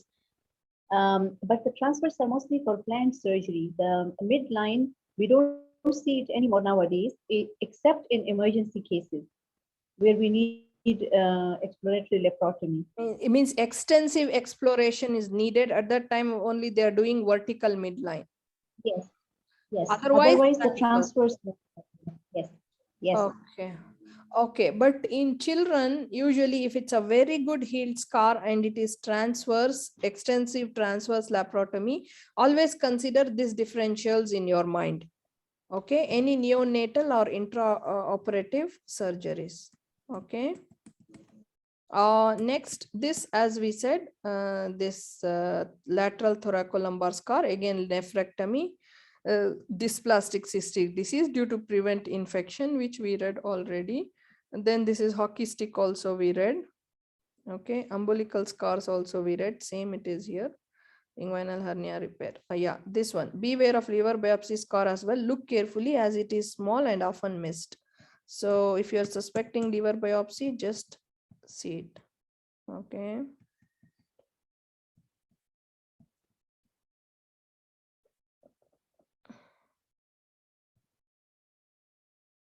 Now laparoscopic scars. What I want to tell you is, when there are multiple scars, think about the laparoscopic procedure is done. Usually, as I said, one will be in the umbilicus for sure. The other small multiple scars will give you the clue. Like for the appendix, you will have here, like you will have here in the 1 minute suprapubic. Here you see one hole in the suprapubic through which they are accessing the appendix. One in the umbilicus, the another one in between these two. Okay, it's going like V. I hope you are getting my point. One will be in the umbilicus or just below it or over it, and one in the suprapubic region, and one like this. So this will give you, this is most probably for the appendicectomy. Whereas in cases of for the gallbladder access, you see, one will be here in the umbilicus, the other will be here near the right hypochondriac region. So depending upon the multiple scars, also small scars, you can think this may be the cause. Okay.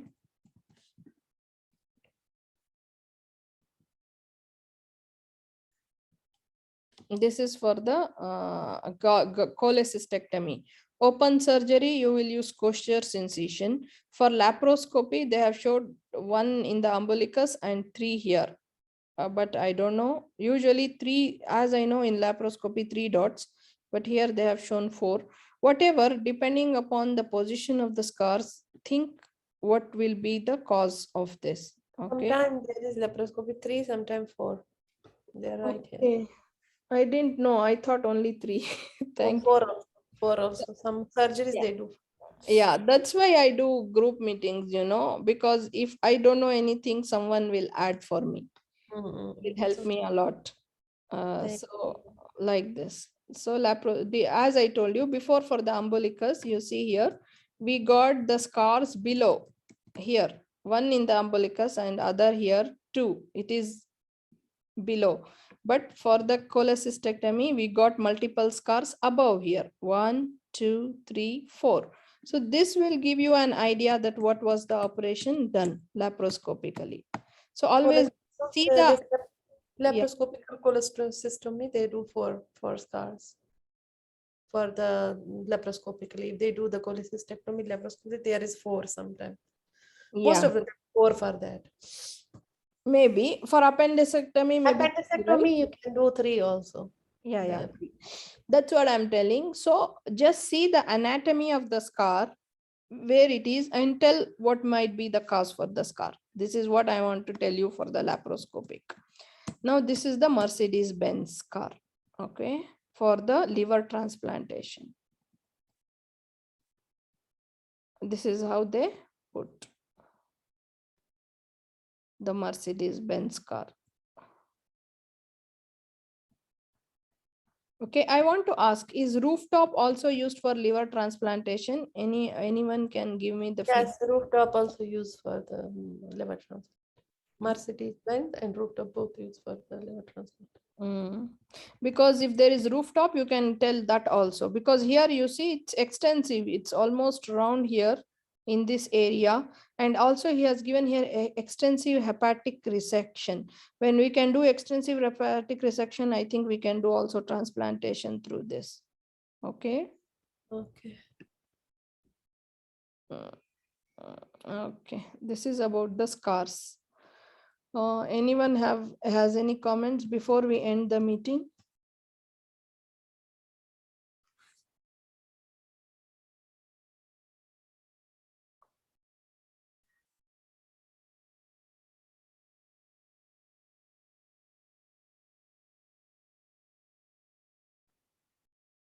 Dr. Rehana, you have said this phenestil for what? Which one? In the picture you have sent me one. Wait, I'm looking for. There is scar in the phenostyle. And one more thing in the exam, even though if we don't remember the name, it's okay. You have to just describe the position and think what might be the cause for the scar and your differential diagnosis. I don't think they will undermark you for not naming the scar. Okay. This is my thinking. I don't know. As long as you know the anatomy and you can think that you can give the DD, what might be the differential diagnosis for the scar, I think it's very good. Okay. And also one more thing I want to tell you about these point scars. You will also remember for small point scars for desferoxamine injection around the umbilicus in thalassemia cases. Okay. Which scar for thalassemia? They give desferoxamine injections around, right? Oh, okay, okay. Can be some small point scars and multiple small scars, small dot, and depigmented areas also. Okay.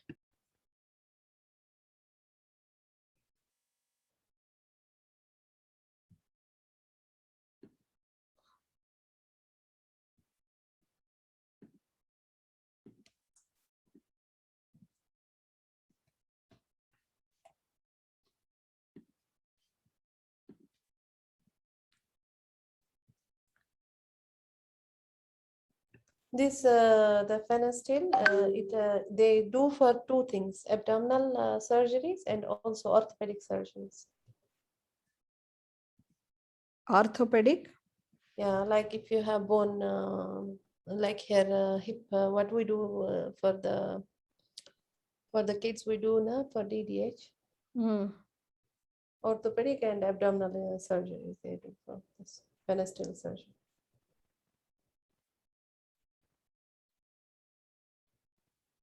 See here, some important points about the laparotomy scar. The findings of a laparotomy scar may be secondary to wide variety of intra-abdominal pathology, and it is important to look for surrounding clues, particularly other scars that might lead you to diagnosis. Context is also important. For example, Down syndrome baby with a laparotomy incision, look for the site of colostomy on the abdomen. If there is colostomy on abdomen, think of Hirschsprung's disease. Alternatively, if there is a laparotomy scar and no colostomy scar, there may be duodenal atresia or small or large intestinal atresia. So suppose a Down's baby with a laparotomy incision, and there was also, you will look for the site of colostomy on the abdomen. And if there is any scar there, previous scar, you can think of Hirschsprung's disease. If not, you can think of duodenal or small or large intestinal atresia. Okay, and also you have to think for, are there any signs of cystic fibrosis? Could this be meconium ileus repair? Okay. Maybe usually meconium ileus repair right iliac fossa, right? Same like appendectomy position. Yeah, same like appendectomy position. Same. Yeah. Could this be ex-premature infant who had necrotizing enterocolitis during neonatal period? Is there an associated thoracolumbar incision, maybe laparoscopy scars instead, suggesting renal transplant? Okay, you should check for the cause. When there is a scar, you should always check what is the reason for the scar. Like also if there is thoracolumbar incision, laparoscopic scars instead also can be there, or it can be just thoracolumbar incision, which you will think of nephrectomy. And also if there is a hockey shaped scar in the down, you will think of renal transplant. When you think of renal transplant, you will feel for mass in the right iliac fossa, as this is the site of implantation of the donor kidney. Usually they are implanting the donor kidney in the right iliac fossa. So whenever you think that it's a hockey stick shaped scar of renal transplant, you will check for the mass, okay, in the right iliac fossa.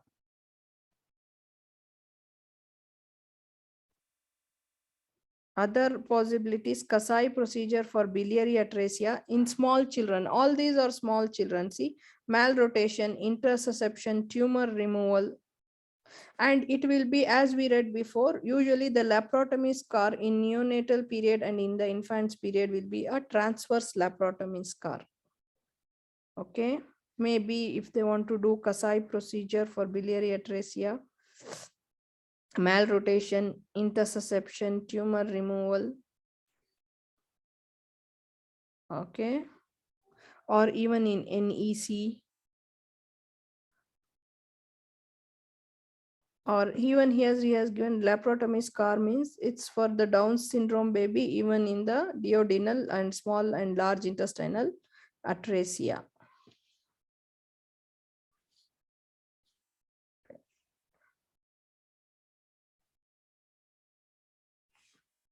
And if the child has features of cystic fibrosis, you can also think of the meconium ileus repair through the laparotomy scar. Okay, these are the indications he has given.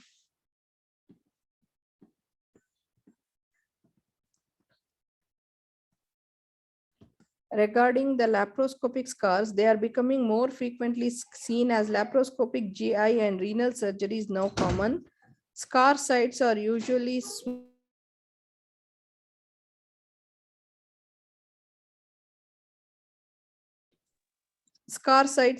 small and maybe multiple. A short list of commonest laparoscopic procedures can be inguinal hernia repair, pyloromyotomy, appendicectomy, cholecystectomy, fundoplication, and total or partial nephrectomy. An abdominal scar would not be an uncommon way to begin a short case. Such scars can be open or laparoscopic surgery. Older children may have open procedures. When younger children, that would be performed laparoscopically these days. So you need to be familiar with scars of both types of surgery. You will need to understand the possible procedures that may have resulted in that scar and be able to talk about them. That's what, depending upon the position of the scar, always think what might be the cause. Even in the laparoscopy, where you are seeing the multiple scars will give you the clue what might be the procedure. Like, is it cholecystectomy? You see in the upper abdomen. Appendectomy, you will see in the lower abdomen. Pyloromyotomy, at least one scar will be in the position of the pylorus or near to the pylorus. Again, inguinal hernia repair, yes, in the old scar where you had the scar for inguinal hernia, in that region, at least in that region or near to that, at least one scar will be there, laparoscopic. So like that, you will identify the scars. Okay. So any comments before we end the meeting? That day someone was asking now, fundoplication is done by laparoscopy. It is done. See, it's here indicated in the laparoscopy. Yeah, everything nowadays they are doing in laparoscopy. So this will confuse you now. This what we saw is basic. You may not get these scars now. The first because most of the things are done by laparoscopy. yeah, laparoscopy. But what is the clue for the laparoscopy? One in the umbilicus will be common. Okay, the other scars will give you the clue.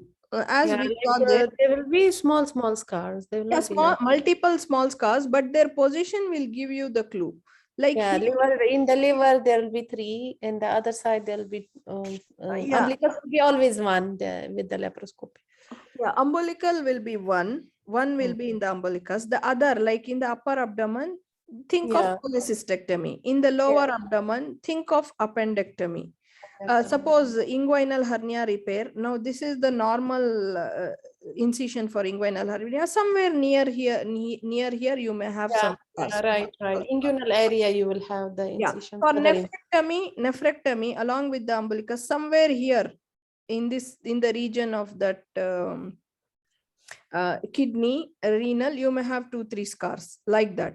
So depending upon the position of the scar, guess this may be the cause. Like for Nissan's fundoplication, maybe on this is the vertical scar we put, right? Maybe here you may have 2-3 laparoscopic Scars, yeah. like this. Small scars, yeah. Yeah, for pyloromyotomy, maybe around this 4 number, somewhere here or near that or on that, somewhere it will be there. So Yes, think of the anatomy and answer what is the scar is for. This is what I want to tell. Okay. Okay. We are done with scars. Okay, thank you all. Maybe we may have a meeting in the evening also. If I am able to conduct, I will message the time. Okay. But not at 4 p.m. 4 p.m. there is Dr. Tahir's meeting. 4 p.m. Dr. Tahir is doing, no? Okay. Yeah. Okay. Thank you all.